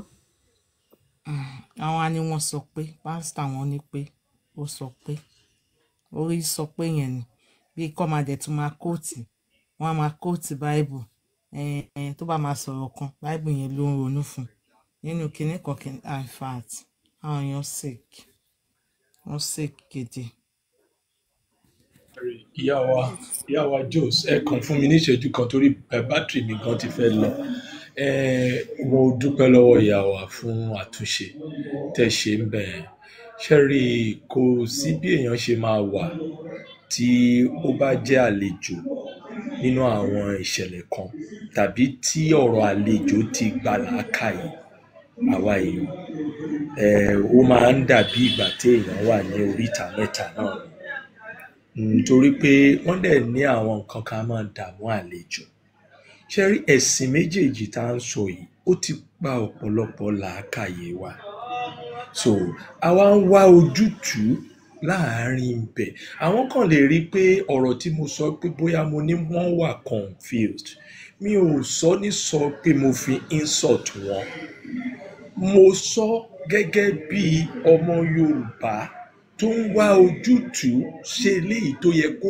gbà tàbí kó yẹ kó yàn láàyò òun ni nítorí pé wọ́n ń lọ síbí wọ́n ń lọ sí ọ̀hún ló jẹ́ kí n perú èdè bẹ́ẹ̀ mi ì sọ láti fi attack wọn personally torí pé mo rí gẹ́gẹ́ bí ènìyàn tó ń wá ọ̀nà tó fẹ́ tẹ̀lé wọ́n sọ sápá bí wọ́n sọ sápá èèyàn yìí dẹ̀ jẹ́ òṣòkò ṣàkà èèyàn á máa dúró lójú ọ̀nà kan ni òun lèmi fi perú èdè tí mo pè yẹn kì í ṣe pé bóyá mo personally mi ì mọ̀ wọ́n láti ibì kan mi ò rí wọn rí ṣùgbọ́n téèyàn bá ń sọ̀rọ̀ ńgbà míì tó bá dàbí ẹni pé ọ̀rọ̀ ẹ̀ kò já sọ́nà ó ti wà lóríta mẹ́ta nìyẹn àlejò ni wọ́n nínú ìṣẹ̀ṣe pẹ̀lú ọ̀rọ̀ tó ń jáde lẹ́nu wọn àlejò ni wọ́n so ọ̀rọ̀ àlejò náà ń sọ tẹ́ bá dẹ̀ rí ìwé náà tán kà ìwé àlejò ni ẹ̀sìn àlejò ni so gbogbo nǹkan tó dàbí àlejò yẹn ó ti wá jẹ́ kí ìṣe àlejò kó jọba nínú ọkàn wọn so area tèmi fi ń sọ̀rọ̀ nìyẹn mi ò bú wọn mi ò sì ní báwo ni ó ṣe jẹ́ torí pé tiwa náà ni wọ́n so tó bá dàbí èébú létí wọn ẹ foríjì mí ṣùgbọ́n gbogbo wa là á gbà làákàyè bá a fẹ́ bá a kọ̀ gbogbo wa là á gbà làákàyè ẹ ṣé mo kí gbogbo wa ẹ ṣé. ẹ ṣé o bàbá wa lórí Mr. Livnati Olúwa gbọ́ ọpẹ́ wa lórí Mr. Livnati Olúwa gba ẹ̀yìn wa ṣe rí lórí TikTok yìí Mr. Livnati a máa reset brain past normal gẹ́gẹ́ bí ó yẹ kó ṣe máa ṣiṣẹ́. ọ̀rọ̀ lẹ́bì tẹ́ ṣe ráńgbé yẹn kò tó bẹ́ẹ̀ o lẹ́bì tẹ́ fẹ́ ṣe ráńgbé yẹn tí ń wà ẹ ti ń yàtọ̀ sí irú èèyàn tí mo mọ̀ ní tẹ́jọ́ kò lọ fà bẹ́ẹ̀ mí ní pé kẹ́ máa apologize fún wọn àti kẹ́ máa sọ one or two words gbogbo kò tó gbogbo yẹn you are saying your honest truth and you are very right I mean I stand by what you said sir so èèyàn ń ṣe owó ìtẹ̀sọ yẹn ẹ ti ń fọ́ nìyẹn ẹjọ́ ṣe wà ń bẹ bàbá mi o. ìyá wa akẹ́jù ṣé dáadáa ẹ̀hún ya ẹ̀hún. ẹ ń bá mi wí bàbá ẹ ń bá mi wí bàbá. mo ní bàbá mi mo ní bẹ́ẹ̀ ṣe ń lẹ́bí ò gbójúbọ̀rọ̀ bẹ́ẹ̀ nìyẹn Èmi ò mọ̀ wọ́n, mi ò bú wọn. Tó bá dàbí èébú, mo tọrọ àforíjì. Àwa mọ̀ wọ́n kọ́sítọ́mọ̀ wa Mo tọrọ àforíjì. Bàbá mi ní ìjà mi kọ́tẹ́dẹ̀ rí ìpín sọ gan mo fẹ́ sọ fún yín pé ẹ̀ nígbà mo tí tọrọ wọ́n mọ̀ àforíjì. pé ẹ̀ ti bú wọn No, mi ní pé kẹ́ tọrọ àforíjì. Ẹ ṣe ń sound yẹn, ẹ ti ń fi kò lábùkù làwọn náà nígbà míì. Sorry o. Okay. Ó ti tán. Ṣé ẹ mọ̀ pé yìí mọ̀ wọ́n jù wá lọ? Bàbá mi aláṣẹ ṣe mọ̀ pé ẹ̀ mọ̀, ẹ máa gbọ́ bàbá mi mọ̀ pé ẹ̀ mọ̀. Nǹkan tó ṣẹlẹ̀ ni pé lẹ́bí wọn ti change dílà. So nǹkan tó ṣẹlẹ̀ ni kí ni ẹ̀ ti padà wálé díẹ̀ díẹ̀. Wọ́n ti change dílà, wọ́n yẹ kó máa yé yín. Elédùmarè á bá wa parí iṣẹ́. Elédùmarè á bá wa parí iṣẹ́. Ẹni tó máa ń supply wọn tẹ́lẹ̀ wọ́n ti jẹ́. Àṣẹ Ifá.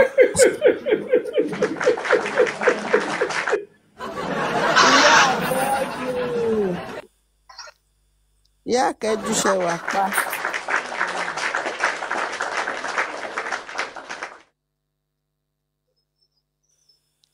Ìyá wa Akẹ́jù ẹ káàbọ̀. Ẹ jọ ẹ bá a ganu sí ẹ yẹ ká kí ni èlò Ìyá Akẹ́jù. tí yín máa wọ bí 200 million mi fẹ́ ká. Ìyá Akẹ́jù owó tán kò máa wọ. ẹlẹ́rù pin ohun underground lẹ fi ń sọ̀rọ̀ ohun underground lẹ fi ń sọ̀rọ̀. Mo mọ. Lóní sẹ́lẹ̀nsẹ́. Lóní sẹ́lẹ̀nsẹ́ ni too cool ẹ padà wá. Ìyá Akẹ́jù ṣé $2.2 lẹ kó síbẹ̀ ni. Ẹ mú bí ẹ ti sọ̀rọ̀ náà. Bàbá mi yà mo ti sọ̀rọ̀ ẹ wò ó ọ̀rọ̀ pọ̀ Mr. Levy mo tiẹ̀ tún fẹ́ sọ bọ̀ mo wò pàtí kó lórí ọ̀rọ̀ wọn ni mo ní mo tiẹ̀ èmi náà tún lọ ń bẹ̀ wọ́n sálẹ̀ wọ́n dẹ̀ àwọn náà mention pé àwọn respect mi lókè mo dẹ̀ ní mo èmi náà respect wọn wọ́n tún sọ dìbìlú ẹ wò ó díẹ̀díẹ̀ ní sábẹ́ ṣe sọ díẹ̀díẹ̀ ni. Àbọ̀rọ̀ àbọ̀yè o mo kí gbogbo ilé o. Àbọ̀yè bọ́ ṣiṣẹ́ o ogun àtọ̀. Ṣé dáadáa la bá lé o. Ìyá wa dáadáa. Dáadáa kọ́lẹ̀ balẹ̀ o torí àwa ti lọ kówó sí ponzi scheme sí bẹ́ẹ̀ sí. Ṣebí ẹ lówó ẹ kó fún wa ká fún mọ́.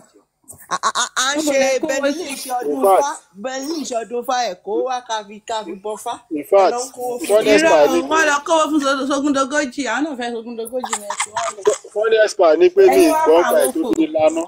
Gbọ́n láti jọ tí wọ́n ti máa ń ṣe kinní yẹn fún wọn. Àdéhùn lè gbọ́ gbogbo nǹkan ló máa gbá wọn àwọn ọ̀dẹ̀. Tó bá ti ṣe lẹ́ẹ̀kan tẹ̀ sí gbowó báyẹn tètè jápa.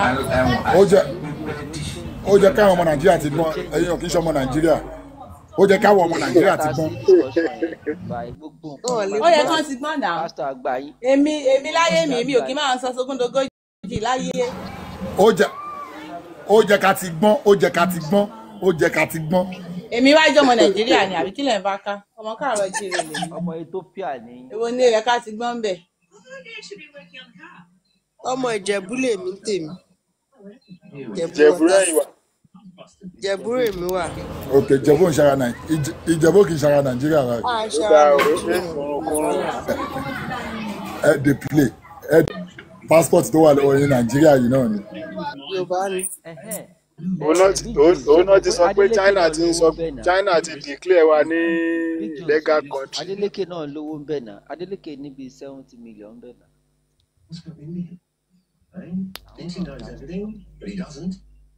Mi ti ẹ̀ gbọ́ sí bẹ́ẹ̀sì nìyẹn mi gbọ́ pọ́n invest níbẹ̀ mo ṣe ń gbọ́. Àní ìyá mi èmi ò lèmi náà sọ sẹ́ẹ̀ mi ò gbọ́ tó fi lánàá. Èmi ò gbọ́. Ìgbà tó bọ́ọ̀sì mo gbọ́ ń sìn. Ìṣẹ́rí sí bẹ́ẹ̀sì yẹn ìgbà tẹ̀mí mi rò pé àwọn tó máa ń ta tẹ́tẹ́ oníbọ́ọ̀lù àbí kí ni wọ́n ń pè é wọ́n máa ń ta tẹ́tẹ́ oníbọ́ọ̀lù ni.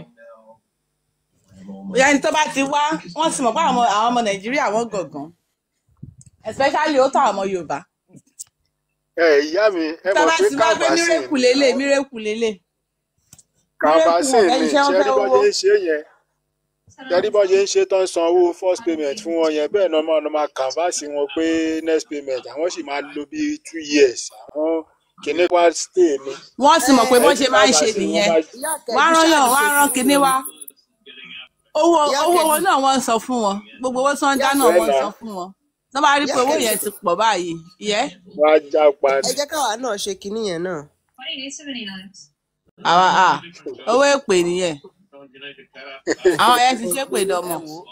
gbọ́ tiẹ̀ náà máa ṣe títí wọn gbọ́ tiẹ̀ náà ní nǹkan tó láwọn fẹ́ ṣépè dọmọ tówó yẹn bá lọ pọ̀ gan kọ́ táwọn ọmọ kan máa náwó lọ tiwọn. gbọ́ tiẹ̀ ṣe wà. owó onírú owó aláta ogún olóògùn èmi ò kí n bá wọn jẹ́ ń tèmi. àwọn ọmọ wọn kàn lè lọ bí arọ kan bí afọ́jú gbà míì.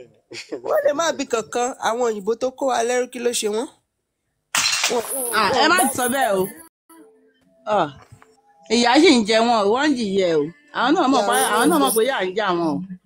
ìyàwó náà ń jẹ. èmi ò bìlíìrù pé wọ́n ń jìyà kankan o.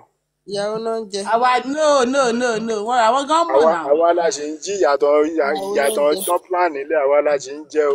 ẹ sọ wípé àwa la ṣì gan ni àwa la ṣì ń gàn lọ ni. bẹ́ẹ̀ bá ti gbọ́n ni àní jìyà mọ̀ ìbára náà la tún kóra wa lẹ́rú.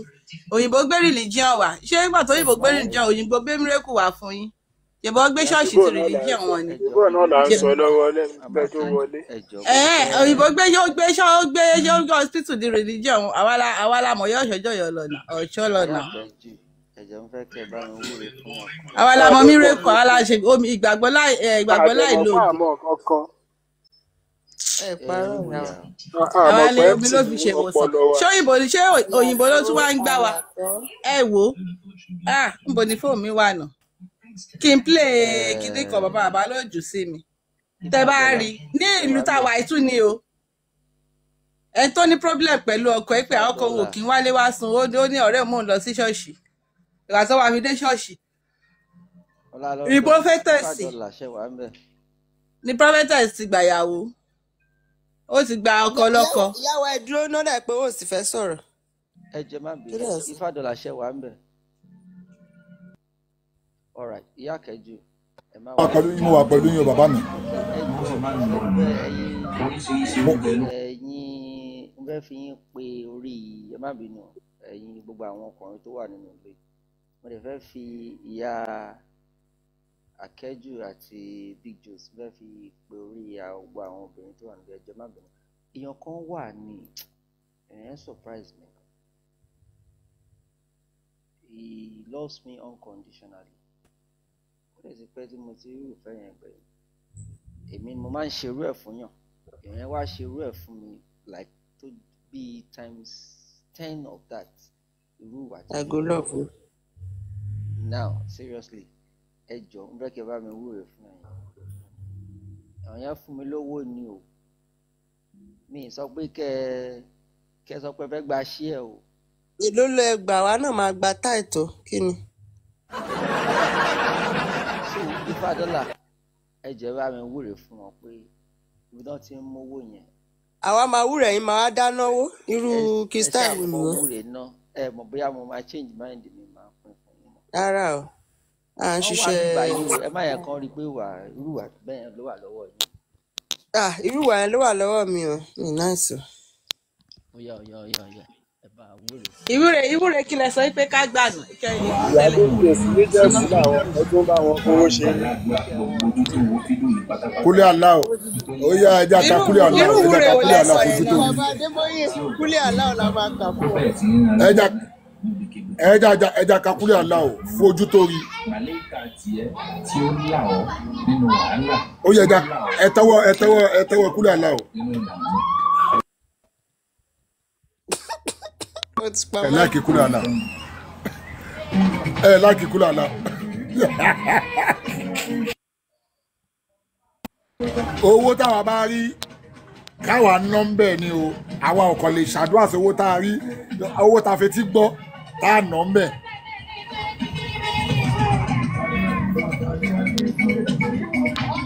irú owó táwa bá dẹ̀ fẹ́ sùn èsì owó tá a bá fẹ́ sùn èsì.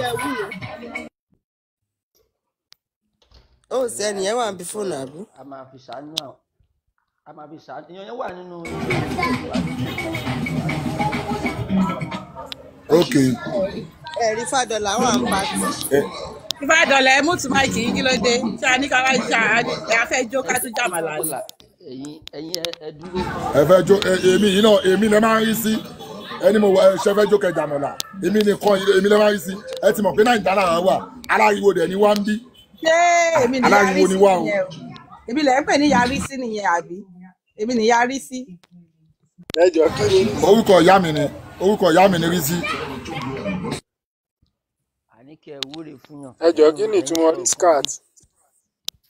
ìyá bàbá ẹ̀ mo bì ẹgbẹ́ ó yá wọn ní kẹ́ ẹ wúre èpè ní Rizkat, èpè ló ń jẹ́ Rizkat, èpè.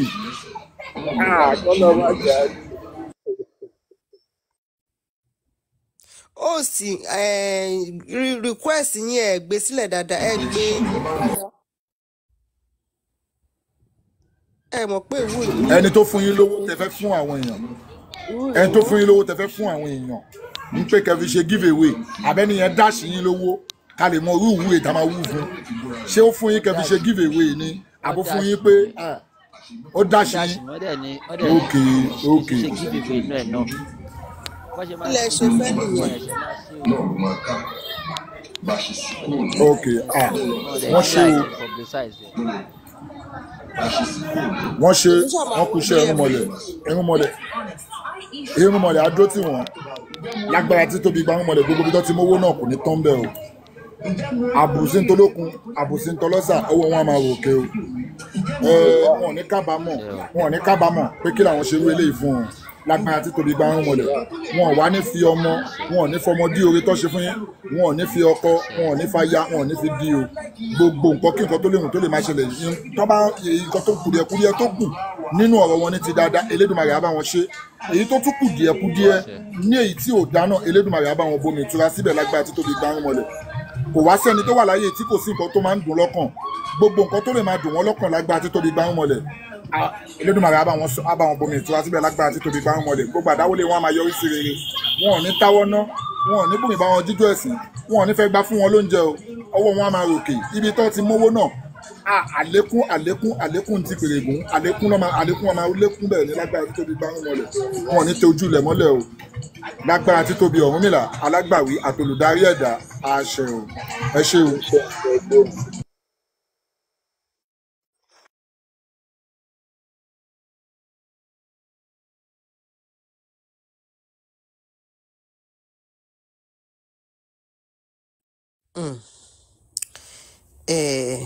ok wọ́n ní ká ṣe ìwúre fún ẹni tó fún bàbá ẹlẹ́rìí kan lówó ẹja fi tinútẹ̀dọ̀ ṣe torí ìwúre ó ti scarce ó dẹ̀ ó ní kìmí ju àdúrà lọ bọ̀ a máa ṣe náà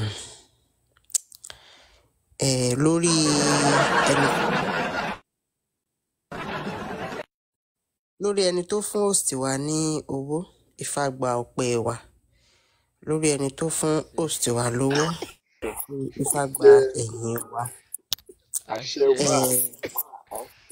wọ́n ní àbùdí ni tolókun àbùdí ni tọlọ́sà ibi tí wọ́n ti mówó yẹn jáde Ifá fi ọ̀pọ̀ rọ́pò wọn ò ní táwọ́ ná wọn ò ní rábàámọ̀ pé tí mo fi ṣe ẹni ní oore inú wọn máa dùn ayọ̀ wọn máa kún wọn ní tọ̀tún tòsì ni ẹyẹlé fi ń kóre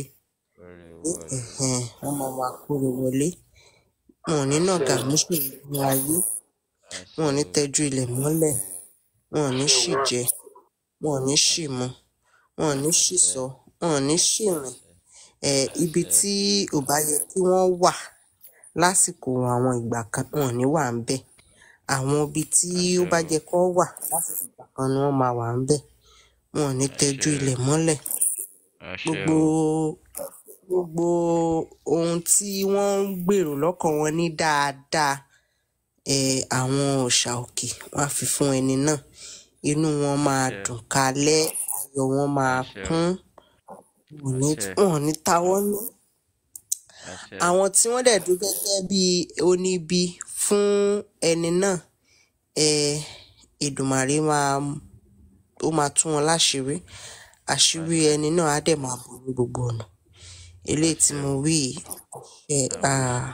àrọ̀ mọ́ àṣẹ.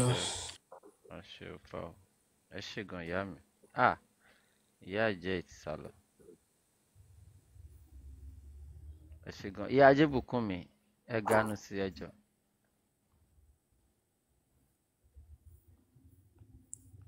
Ajébùkún mi. Ìyá Kẹ́jù bó lẹ lọ. Wọ́n ti gba fóònù yín ni.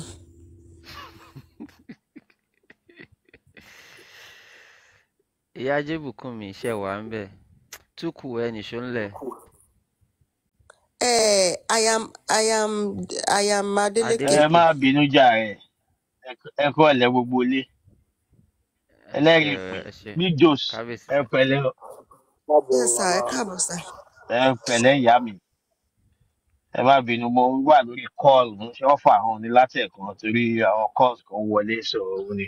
Bọ̀ mo gbogbo nǹkan tí Big Jos sọ ni mo gbọ́ gbogbo nǹkan tí levy àbí kí lorúkọ ẹ̀ lẹ́ẹ̀kan yẹn mi fi bẹ́ẹ̀ gbọ́ mo kàn rí táwọn èèyàn kọ́mẹ́ǹtì pé kí lorúkọ ẹ̀ torí mo ń lọ mo ń bọ̀. Bọ̀ ẹ ti sọ Big Jos ti sọ 90% ọkàn mi nǹkan kan tí mo kàn máa sọ fáwọn èèyàn wa ni pé. A ti kó ń bẹ̀ yẹn sà àní kẹ́ wúre. Kí n ṣàdúrà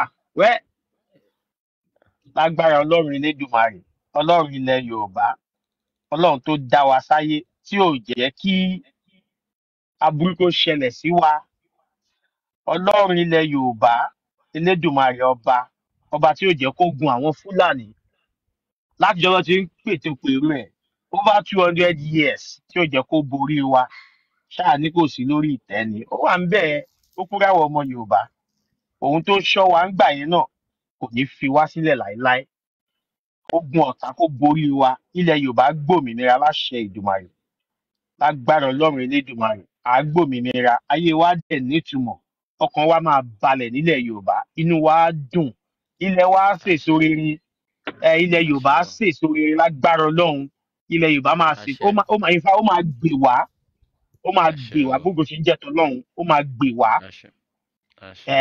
ní mọ̀ bànújẹ́ kò ní gbóná mọ́ wa gbogbo ìkólọ́ wa báyìí nílẹ̀ Yorùbá ìlọ́po lọ́lọ́run Elédùmarè bá wa dá padà bẹ́ẹ̀ ni gbogbo ibi tó kù tọ́rọ̀ Yorùbá tó máa fi yọrí sí Olúwa Ọlọ́run Elédùmarè á bá wa lọ́wọ́ sí o ẹ ṣé gan ni ẹ ṣé gan ẹ ṣé gan.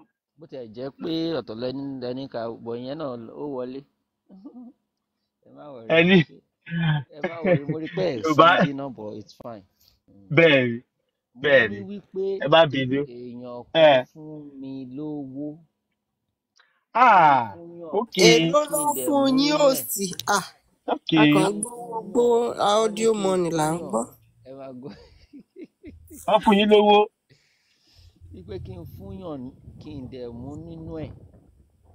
Mo ní kẹ́ wúre fún wọn wípé ọwọ́ wọn ò ní kọ́sà àbí àmọ́. Lágbára náà ọwọ́ wọn ò ní kọ́sà ní àpò wọn ò ní gbẹ wọn ò ní wówó tì bẹ́ẹ̀ ni wọn ò ní wówó tì Ọlọ́run á máa pèsè fún wọn ajé ò ní wọ́n lé wọn ajé ò ní wọ́n lé wọn ajé ò ní wọ́n lé wọn lágbára Ọlọ́run gbogbo ṣe ń jẹ́ tọ́lọ́ ajé ò ní wọ́n lé ẹnì kọ̀ọ̀kan wa náà lágbára Ọlọ́run bẹ́ẹ̀ ni ajé ò ní wọ́n lé wa ẹ ṣé gan ni ẹ ṣé o ẹ ṣé gan ni. Mo rí pé busy díẹ̀ báwo ni iṣẹ́ lè ní. Mo busy mo kàn ń ṣàlà adúpẹ́ lọ́wọ́ Ọlọ́run ẹni ẹ̀ náà la ṣì wà adúpẹ́ lọ́wọ́ Ọlọ́run so òun ni iṣẹ́ ṣe gbà tí bá ti wà lẹ́nu iṣẹ́ òun ni o bá lọ báyìí tó bá pè mí máa láti receive call yẹn kí n lè bá customer sọ̀rọ̀ so òun ni lọ ṣàánú fún wa. So mob iṣẹ́ wa ń bẹ̀ ṣe ti dé ẹ ti wọ́gbọ́n lọ. Mo wà pẹ̀lú yín o ẹ jẹ́ kí n máa ìgbọ́ lọ́dà kí n tó wọlé mo wà bí pẹ̀lú yín. mob mo rí pé ẹ wọ́gbọ́n lọ ẹ káàbọ̀. Bàbá mi mo wà pẹ̀lú yín bì ẹ jẹ́ kémi náà fi ẹnu ọmọdé mi ṣèwúre kékeré láṣẹ Ìdùmarè. ẹ jẹ́ ń sọ kó lè yé yín dáadáa wọ́n fún mi ń bẹ̀ wọ́n ní kí n give out some amount of amount nínú ẹ̀ so mi ò mọ̀ wọ́n rí o I don't know ọkàn DM mi náà ni so I think so ṣó ti yé yín bẹ́ẹ̀ yẹn ẹ ṣé. Ó dáa sá. nínú give away yẹn ẹ jẹ́ ń wà ń bẹ̀ o ẹ jẹ́ ń wà ń bẹ̀ o ẹ jẹ́ ń wà nù give away o. Mo ti gbọ́. láṣẹ Ìdùmarè ẹni tó rántí yín sí rere tó wò yín sọ̀sán tó ní kẹ́ gbà kẹ́ fi ṣe nǹkan tó wù yín kẹ́ fi ṣe báyìí láṣẹ Ìdùmarè òun náà ire ire lọmọ aráyé máa rántí ẹ̀ sí láṣẹ Èdùmàrè. Onítọ̀hún tó nawọ́ oore sí yín, oore lòun náà máa gbà tó bá ń lọ tó bá ń bọ̀, oore ló máa gbà. Àlékún owó, àlékún ajé, àlékún ọlá, àlékún ọrọ̀, àlékún ọmọ, àlékún oore gbogbo ìyẹn máa rí láṣẹ Èdùmàrè. Owó ò ní tán lọ́wọ́ ẹni yẹn. Nǹkan jàǹbá kò ní sì jẹ, kò ní sì mu, kò ní sì lẹ̀tẹ̀. Àlékún sí ni fún onítọ̀hún láṣẹ Èdùmàrè. Mo wí kó ṣe kárọ̀ rọ̀ mọ́. Àṣẹ. Bàbá wa MOB ẹjọ́ ẹ máa bá wa post àwọn program wa sọ́dọ̀ yín ẹjọ́. Ẹ jẹ́ tún ọ̀dọ̀ bàbá mi tó kàn. Ẹjọ́ ẹ máa bá wa gbé sọ́dọ̀ yín. Màá tún tẹra mọ́ dáadáa. Ṣe rí repost ò kí ń ju 24 hours. Report dàbí status ni. Ẹ máa bá wa download kẹ́ máa bá wa jù síbẹ̀. Èèyàn méjì máa rí. Ẹ ṣé bàbá wa. Ẹ ṣé gan. Bá mi ẹ ṣé o, ẹ ṣé gidi gan. Ó yẹ ẹ ṣàlàyé owó tá a ṣe wúre sí. Ẹ dúró, ẹ jẹ́ kí èmi náà ṣe ìwúre kékeré kan. Mo sì máa wúre fún wọn personally. Mo mọ̀ pé nǹkan tí mo ń ṣe. Torí èmi máa drop account number mi sí DM yín sí. Drop ẹ̀ náà. Mo ti drop. Fóònù mi ò tí ì full náà. Bàbá ìyá mi ẹ ṣé gan. Kí ni mo fẹ́ sọ? Ẹ má ti ọ̀mùtì. Ǹjẹ́ tètè lọ kọ́ síbẹ̀. So ẹ̀yin tẹ́ ṣe nǹkan tẹ́ ṣe yìí, mo mọ̀ pé ẹ fẹ́ nǹkan tí mo ṣe bọ̀, ẹ mọ̀ pé mi ò dárúkọ yín, and you've warned me not to disclose your identity actually, but I'll do just as you sent me, and I'll give you a review. I'll give you a proof of how I spent it accordingly. So, but ẹ ṣé gan, Ọlọ́run á nífẹ̀ẹ́ yín. 1930s. Yoruba people in a larger scale had never met Igbo. The Igbos were always running to the north. Even when they got to the north, they could not even translate whatever they have seen in the north, because the north had always been a prosperous land. In Kotokoba and Wobao North, they have too much civil servants than they could cater for. Even Oyibo met that problem with them. So they were always asking for tax, and all of that. That's why Oyibo will refer to them as people being obediently paying tax more than the people in England. So when the Igbos got to the north, they couldn't even learn from the northerners. They could not. They didn't even learn until when they started. Nnamdi Azikiwe told them about Lagos, and they ran to Lagos. When they started running to Lagos, in fact, they ran to Ekiti too at that time. They went to Akure too at that time. They were in Ibadan at that time. When they came, since 1930s till 1966, before the war, they couldn't even go back home to develop those lands. So it became something like an epidemic for them to escape that land, because they were looking for a ready-made land. Till today, they have not been able to develop. Okay, something happened about 2-3 years ago. They said that they were going back home to develop a clinical market and market. They will allocate the land for themselves. Plow the land. 30 more seconds, the doctor. Okay, they run back. So the Igbos were not capable of creating cities. So when they get to another city, because they were not capable of developing a city, they cannot ever appreciate any ready-made cities they get into. Yorubas and other people will travel to more developed place where there are more opportunities for them.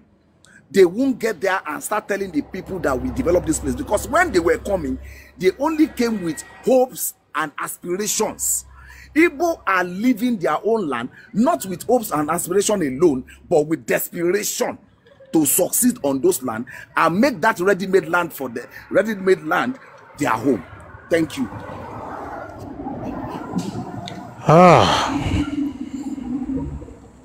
Okay, just a few things. Please, just a few things. See here, it's not good to lie. What is said about cassava and achakraza is 100% correct. But I'm not going to read it now. I only read it if somebody else, starts saying no. But I saw what Atuche wrote. Atuche said, who planted the fruit that they were eating? And sincerely, Atuche, I've known you for a while. I've never been more disappointed.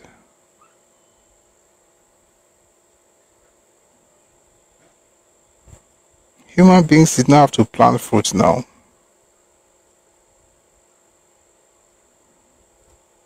There are fruits in the wild, there are fruits in the forest. I mean, that was a lot, man. As I said, I think people say things like this when they resist this in the comment section. But I made a decision a while back that with Igbos, I will not tell Igbo history unless I have to. Unless I absolutely have to. And the reason is because the history be like insult. When you read Azikiwe's, I'm trying to calm everything down before I go, because going to Mr. Martin now is not a good idea. So I'm trying to calm everything down before I go to Mr. Martin. When you read Zeke's 1949 speech, Zeke was just making up history for the people. And this is what happens when people are not... See, do you know I go through Yoruba history, there's some parts that, oh boy, in Yoruba history, something that you're like, why did they do this thing? But me, I'm able to embrace it as it happened, it don't happen. Like, it don't happen. And it's part of the reasons we are where we are. It's like me calling... some Yoruba people, they're not well developed in themselves. If you mention, we had Kirijiwo, you'll be like, that's division. No. As a Yoruba person, you should be comfortable discussing Kirijiwo in 2025. You shouldn't feel like, if I talk about Kirijiwo, there's division. No. You will have things that you've done. You know how some Hausa writers describe Yoruba people? They call them a martial race. And there's someone that described us as peace-preferring people. Do you know the meaning of peace-preferring? In other words, they are not afraid to fight, but they prefer to have peace. But you cannot talk about how we got to that point without talking about the fact that we fought ourselves for a while. And you see, you shouldn't shy away from it. It's history. I'll give an example. Igbos have not so much stuff at home, so they pushed out, and by the 50s they were having a lot of progress even in other people's territory. The point is that you cannot have that second part, which is the beautiful part, without the first part. You must be childish to tell people, just tell me that we took over everywhere, and not tell you where you're coming from. You know why? The reason they actually thrived was because they had something to lose. Like there was nothing to fall back on. We've been there. I don't know about you.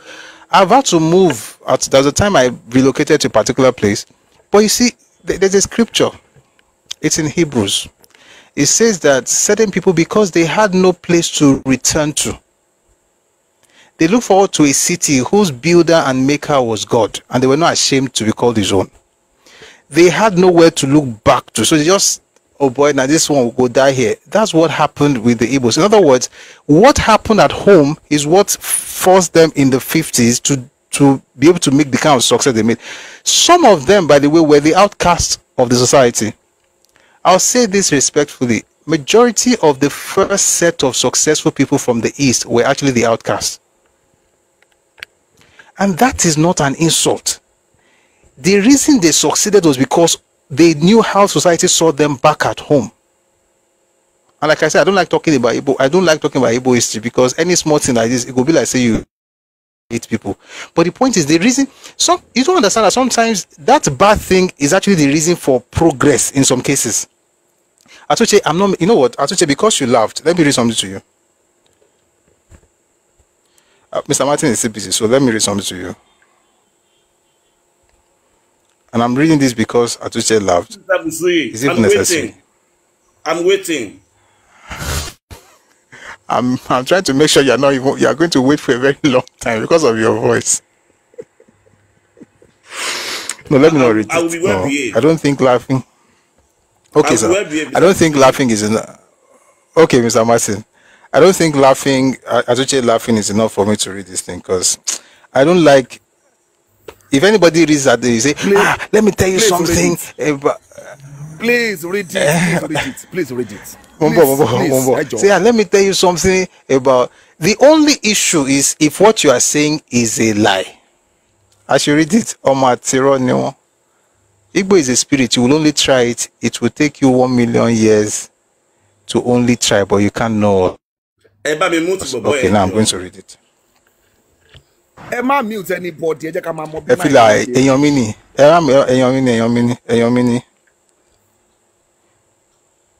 Industrious habits have been encouraged. When we arrived at Onitsha in 1857, we found the people in a state of idleness. And by the way, let me say something before I continue. Onitsha people consider themselves superior to everybody. There's a book called Among the Igbos. It was written by G.T. Basden.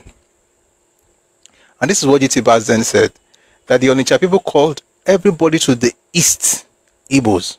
They never called themselves Igbos. Somebody said earlier that it was in 1857. No, they didn't call themselves Igbos until the 1940s. They were called Igbos, but they did not call themselves Igbos. They called everybody east of Niger Igbos, everybody west of Niger Enoani. You find that in Basden's book. Now, if the people who consider themselves to be superior to other groups are like this, you cannot imagine what was happening to Atuche's people. But let me just read. Industrial habits have been encouraged. When we arrived at Onitsha in 1857, in Onitsha, which is the pride, we found the people in a state of idleness and with its attendant evils. They were scantily and filthily clothed and in a state bordering upon starvation, especially between the cessation of the old and the ripeness of the new crops. Let me pause and quickly answer this clown.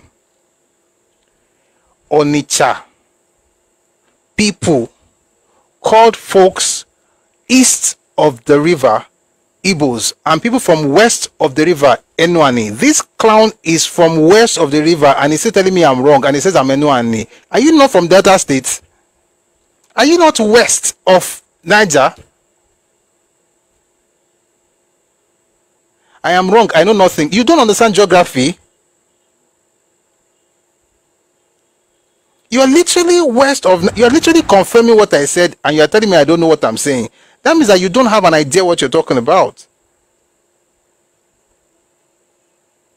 If you are Enuani and you are from Delta State, don't you know you are literally proving my point that Onitsha people call people west of the river Enuani? I can't help you, Olong. I can't help you. Let me just continue reading. They were in a state bordering upon starvation, especially between the cessation of the old and the new ripeness of the ripeness of the new crops. The old crops were barely sufficient to supply their scanty wants for 9 months of the year. They did not grow more, although their exuberant fertile soil was ready to yield them 100-fold increase in return. The remaining 3 months was a time of dearth and scarcity, when they had to live upon fruits and other edible plants, the spontaneous produce of the fields, as might be found in the bushes anywhere. But since the introduction of the cassava plants, that's cassava plants, into the country by Mr. Taylor and other fruit trees, and the people have been taught to raise a second crop of Indian corn, that is Agbado. Agbado got there in the 19th century.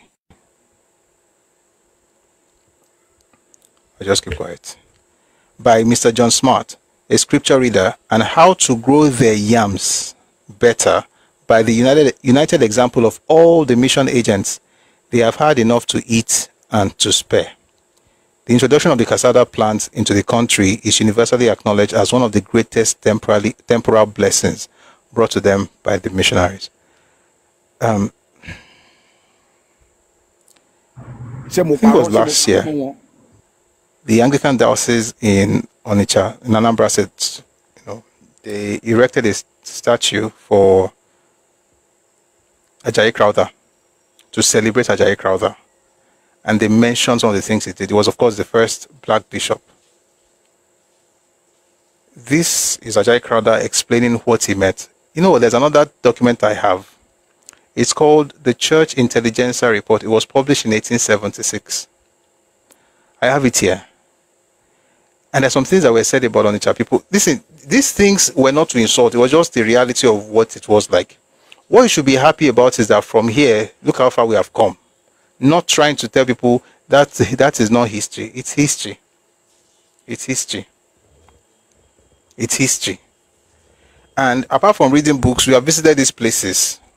We've been there. Asuche, we've been there. We've been there. There are no, it's not, you don't have gold-plated streets. Let's stop all this childishness, I beg. I hope now we are calm enough, because I intentionally spoke using this calmer voice, because the next voice you shall hear shall be that of Mr. Martin. Mr. Martin. Good evening, Hey, John Tuelon, please speak to the minority question. Good evening, everybody. I'm so delighted to be on this platform. This was one of my favorite platforms on social media. Very educative. And I'm so disappointed. Some people coming down here, come and say, hey, you hate me, you hate me, you hate me. When you're just simply narrating the event of the history. History is history. Nobody can change history. And everything we are doing today will eventually become history. And nobody can change it. There's nothing called hatred in narrating history. Event of, we have learned what Ezek did. How he corrupted the Southeast. How he corrupted and brought us to where we are today. It's past tense. It's an history. We can never change it. So it's not like being hateful, but just trying to trace back our footpath to where we are coming from. Having said that, I believe we all know what you call Japa today. That slogan, Japa. Japa people, they don't Japa because they are happy. They are wet. They are Japa because they are going for opportunity into prosperous land. We are seeing many of them drowned in the sea because they are Japa. And they are Japa, they carry their bags. Some of them spend months in Sahara Desert to go and be drowned and go to a grave in the sea because they are Japa. So when the idea that we came to your territory to come and develop your territory, excuse me, you Japa. You Japa to a prosperous territory. When you know your territory is not fruitful to you, that's why you Japa. Minorities question. Minorities question. Minorities. Many Yoruba minorities question. Minorities. He cannot discuss minorities, please. Yes, let me. Okay, because but we have already discussed this now. Yeah. I will follow your part, yeah, because you are a moderator. I will leave the question of Japa for people that are Japa into Yoruba territory. So don't Japa to our territory and come and tell me you develop your territory. We have Lebanese that Japa to our territory during Japanese and Lebanese during the civil war. They don't come to our territory on their home evolution. They Japa to Yoruba territory. Today they are prospering in Yoruba territory. And they don't come to Yoruba territory, so we develop your Yoruba territory. In spite that we know their history, they Japa into Yoruba territory. That's by the way. Minority question. Yeah, it shall be West stated here that we are open now to Yoruba. Ọlọ́run ṣeun o àti colonize pẹ̀lú Yorùbá kí leléyìí wí kò tí ì yẹ Obìnà ó sì máa yẹ a máa lé ẹ̀pà sílẹ̀ Ìgbò a máa lé ẹ̀pà sílẹ̀ Ìgbò ó bá gbọ́ Yorùbá jù bẹ́ẹ̀ lọ ìyẹn by the way mo kàn fún ẹ lẹ́ẹ̀nì ní Obìnà mo fún ẹ lẹ́ẹ̀nì and that's by the way the issue of minority people in Yoruba territory we have known ourselves that we are known people that molest minority group. In fact, minority group are well welcome in Yoruba territory. In Ibadan down there, we have many people that from Edo that came to Ibadan during when Ibadan was capital of Western region. Many minority group of people that make it their homes. We don't go to their, we don't inflood into their territory. But when the idea of being, they don't want Ogboni to colonize them, they don't want Ogboni to rule them, came about by those few minority group of people. We don't force them to be, say they must not go. We let them go in their evolution. But this is to amuse me when it comes to the so-called Southeast. When minorities say they want to go on their own, and these people say, yeah, you must be Igbo, by hook and crook, you cannot go. I don't get it. I don't get it. We have Yoruba people in Kwara State. We have Yoruba people who are minority in Kogi State. We don't go and drag them. You are Yoruba, come to Yoruba. We don't do that. We let them be there. But the question, so people jackpot from the Southeast, they won't let those ethnic minority to have peace of mind. So I just want to see the difference between our way of life as Yoruba and their own jackpot group of people. And another thing I would like to say is that you don't come to someone's territory to come and tell him or her that you develop his own territory. Yoruba are in London, they are in many countries in Europe, they don't develop those territory.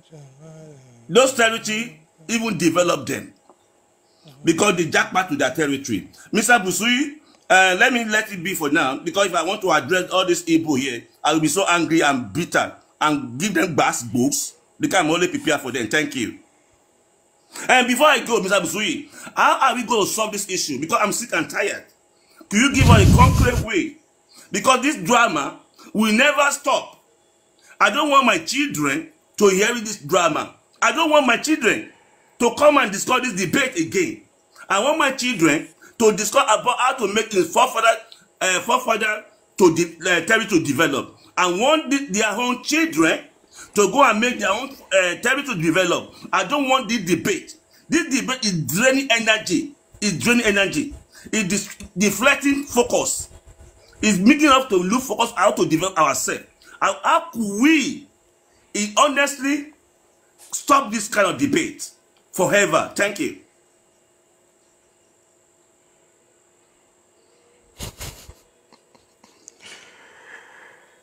It will only stop when people evolve. No, they will not evolve because we've been on this for 16 years. Mr. Busui, we've been on this for 16 years. I think the only way in my own world is restructuring of Nigeria. Make everybody there in his own lane. Make everybody eat whatever he makes. So there won't be need for be dragging me and you. It's so sickening. So sickening. I will not be Igbo. I will never be Hausa. I will never be Edo. I will be Yoruba till I die. My children will never be Igbo. Will never be Edo. Will never be Hausa. They will be Yoruba till they die. So we have to stop it at once and for all. We don't want this thing. We should be like Singapore. We should be like developed country, but we are wasting our God-given energy on trivial things. On trivial things. So I don't want my children to come and handle what I've been handling, what my forefather handled, and I'm handling it, and my children come again to continue to do the same thing, whereby you should be using some energy to develop his ancestral land. So this debate must be stopped once and for all. I don't want introduction of Igbo in my territory. I don't want it, particularly Igbo. Yeah, I don't have issue with Hausa Fulani. We'll be dealing with Hausa Fulani for 1,000 years, and they never disturb us. But I don't want this particular tribe. I repeat. Mr. Martin, let me... The Bambuzik, Emma Ronu dear. No. I must say it. I must say it is. I must say it is.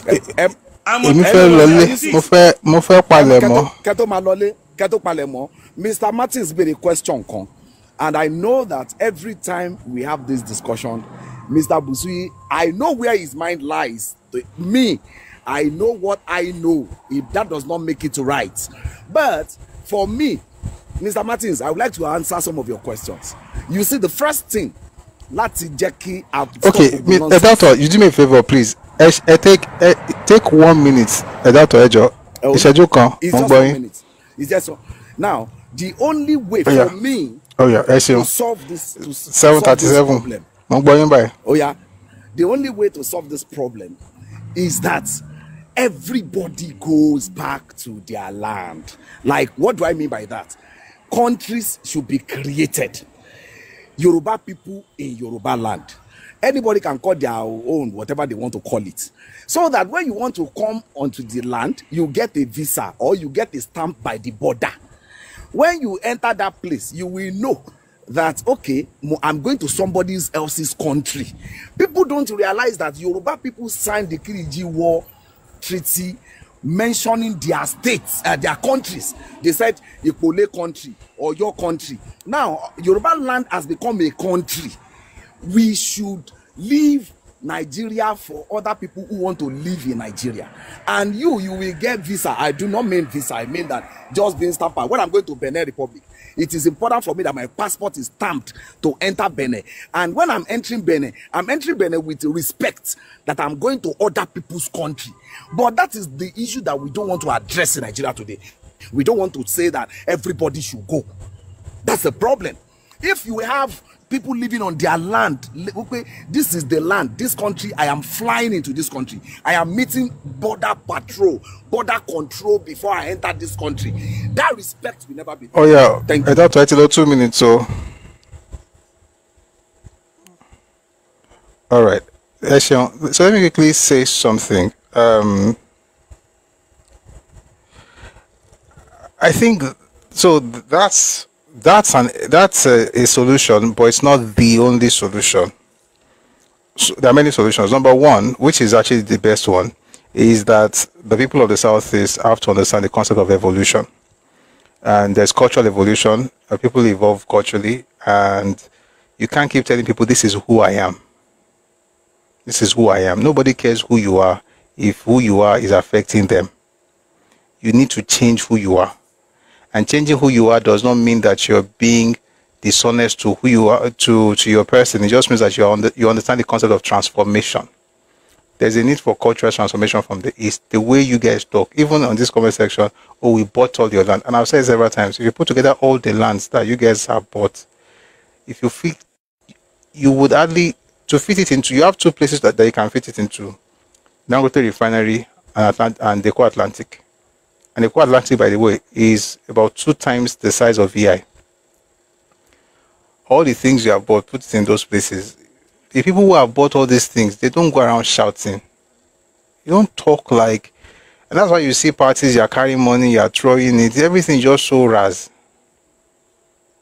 You can never change from who you are. You can't... Yeah, that's why you will always have the second option, which is what I want to say now.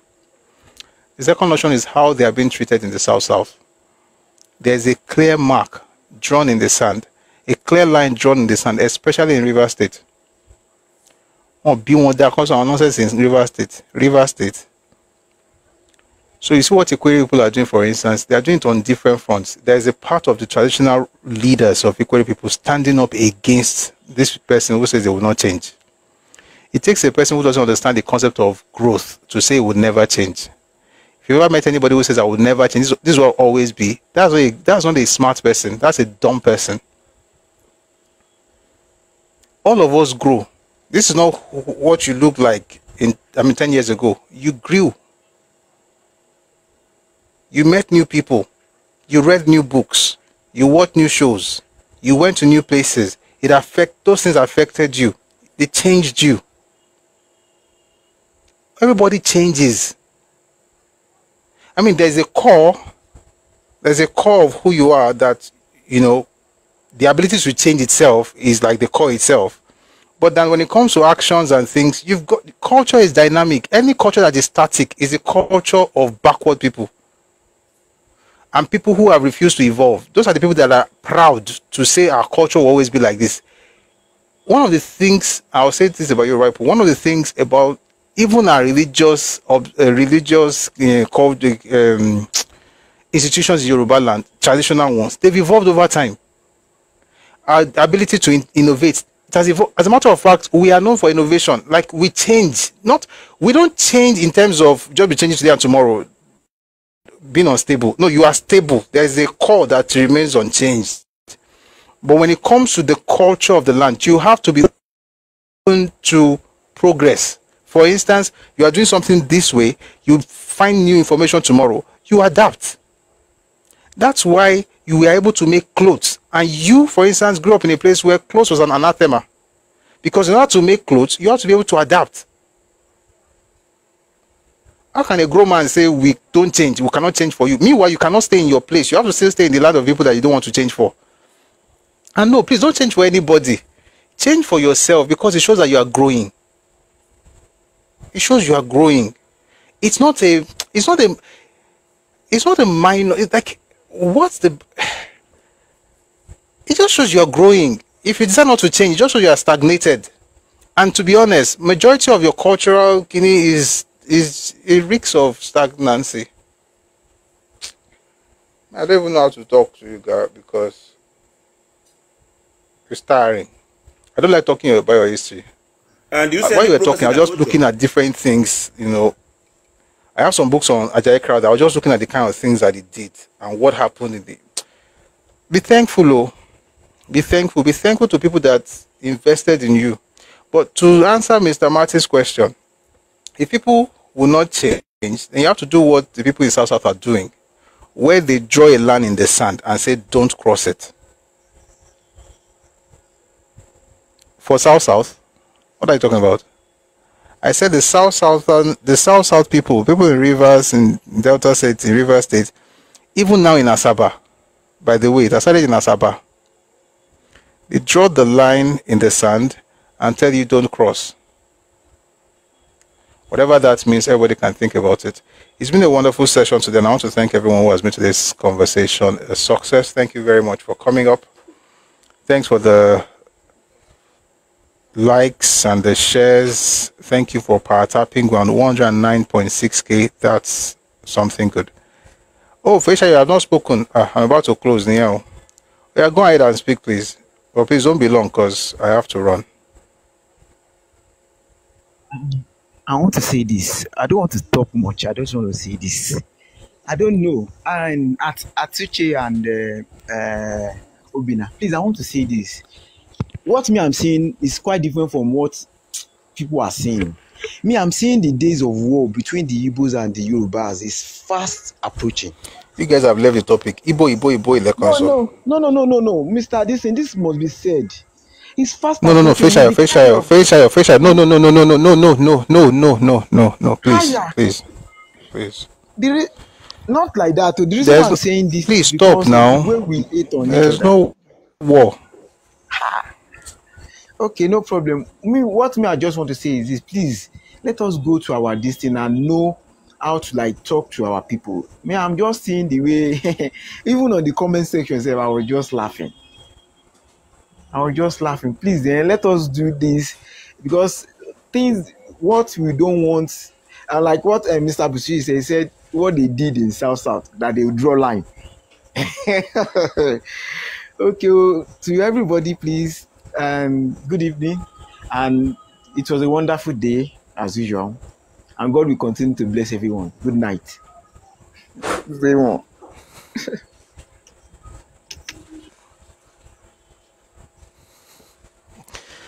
I had to stop you because once such narrative starts spreading, like, oh, there will be war.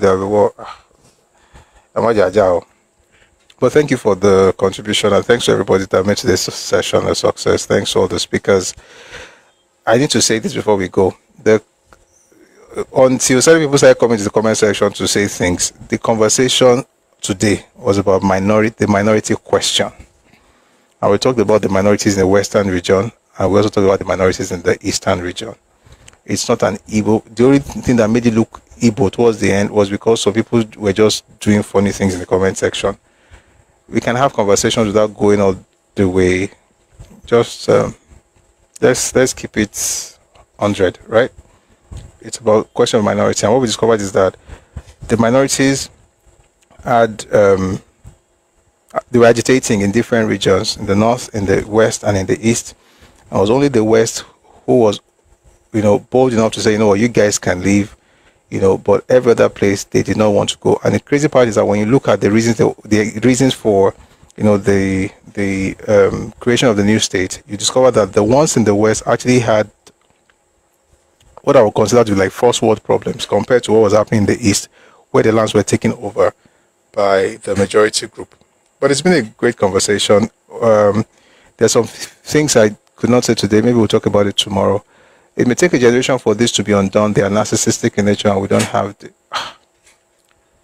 I'm just telling people to evolve. But if you say you're not evolving, then you may have to go the way of equity.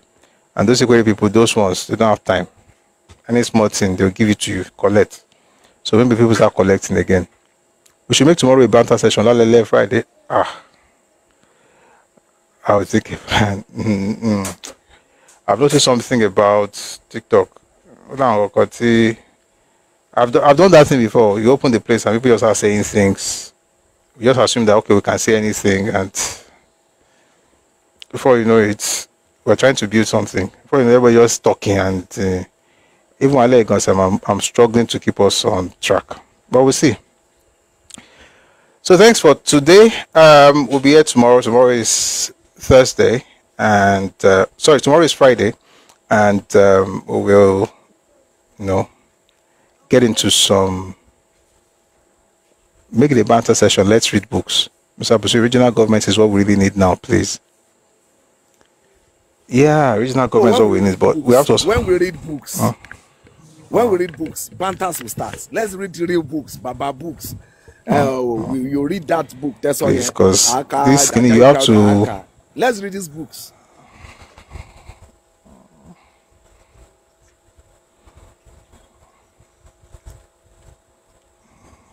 Ṣé yàn burúkú ní ní ẹ̀dá ọ̀tọ̀? Ṣé yàn burúkú ní ní? Ó jẹ́ pé ìtajà ìkàdà ilẹ̀ ọkọ̀ rọtí. Anyway, we'll be here tomorrow, 1 p.m.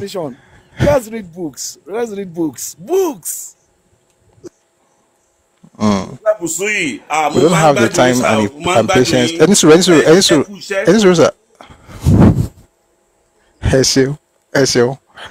don't have the time and Mr. Martin. We don't have the time and patience to see them evolve as suggested, as that will keep us agitated. No, that's why I said there's another option. The other option is to draw a line in the sand. Once you don't draw a line in the sand, you don't cross it. And people did that, and they still do it in the South. But regional government, do I push for regional government? Yes. So my question is that what does it mean? I've had sessions here on the regional government. People think regional government means that we have Western region and it will just be Southwest. That's not the original idea of regional government. Regional government is not a system of government. The real system of government is federalism. And not all the federalism, you cannot have whatever you want, whether it's states or regions or provinces, whatever you want to call them. However, in Awolowo's own work, the concept of federalism should be based, or must actually be based, on ethno-linguistic affinity. In other words, Yoruba region, not just West, where you have Yoruba people still in the north, in Kwara and in Kogi, and in Edo and in Delta, the South.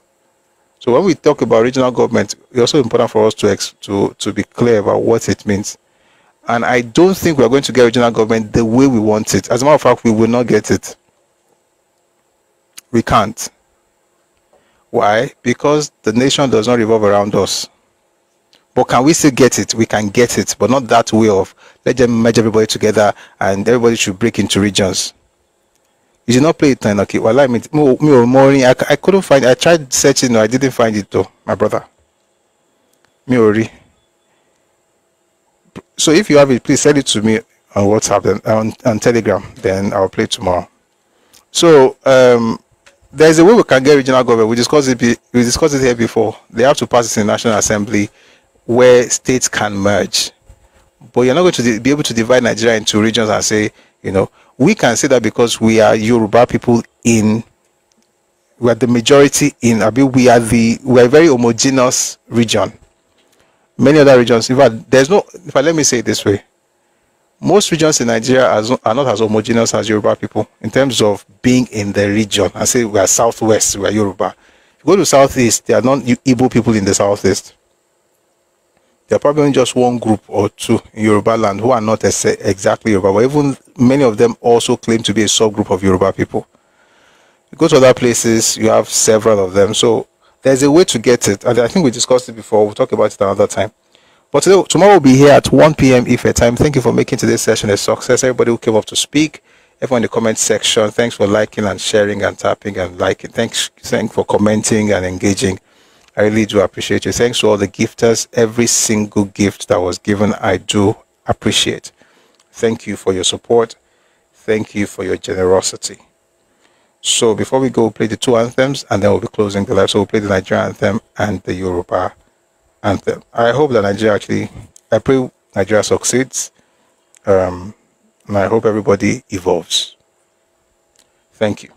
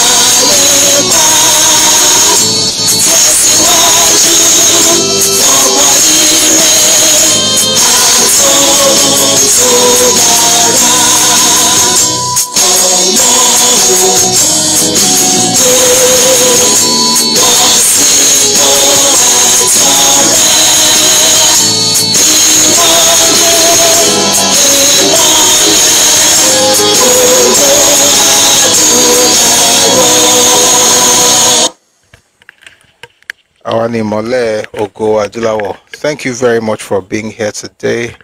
Thanks for a wonderful session. Thank you for making it a success. Thank you, HRH. Thank you, Mr. Martin. Thank you, Edauto. Thank you, Mr. Jagunlabi. Esheon. We'll be here again tomorrow at 1 p.m. West African time. Do have a lovely evening, and yeah, let's keep playing our history and applying it. Don't let anybody gaslight you. It is well. Esheon, good night. Adaro.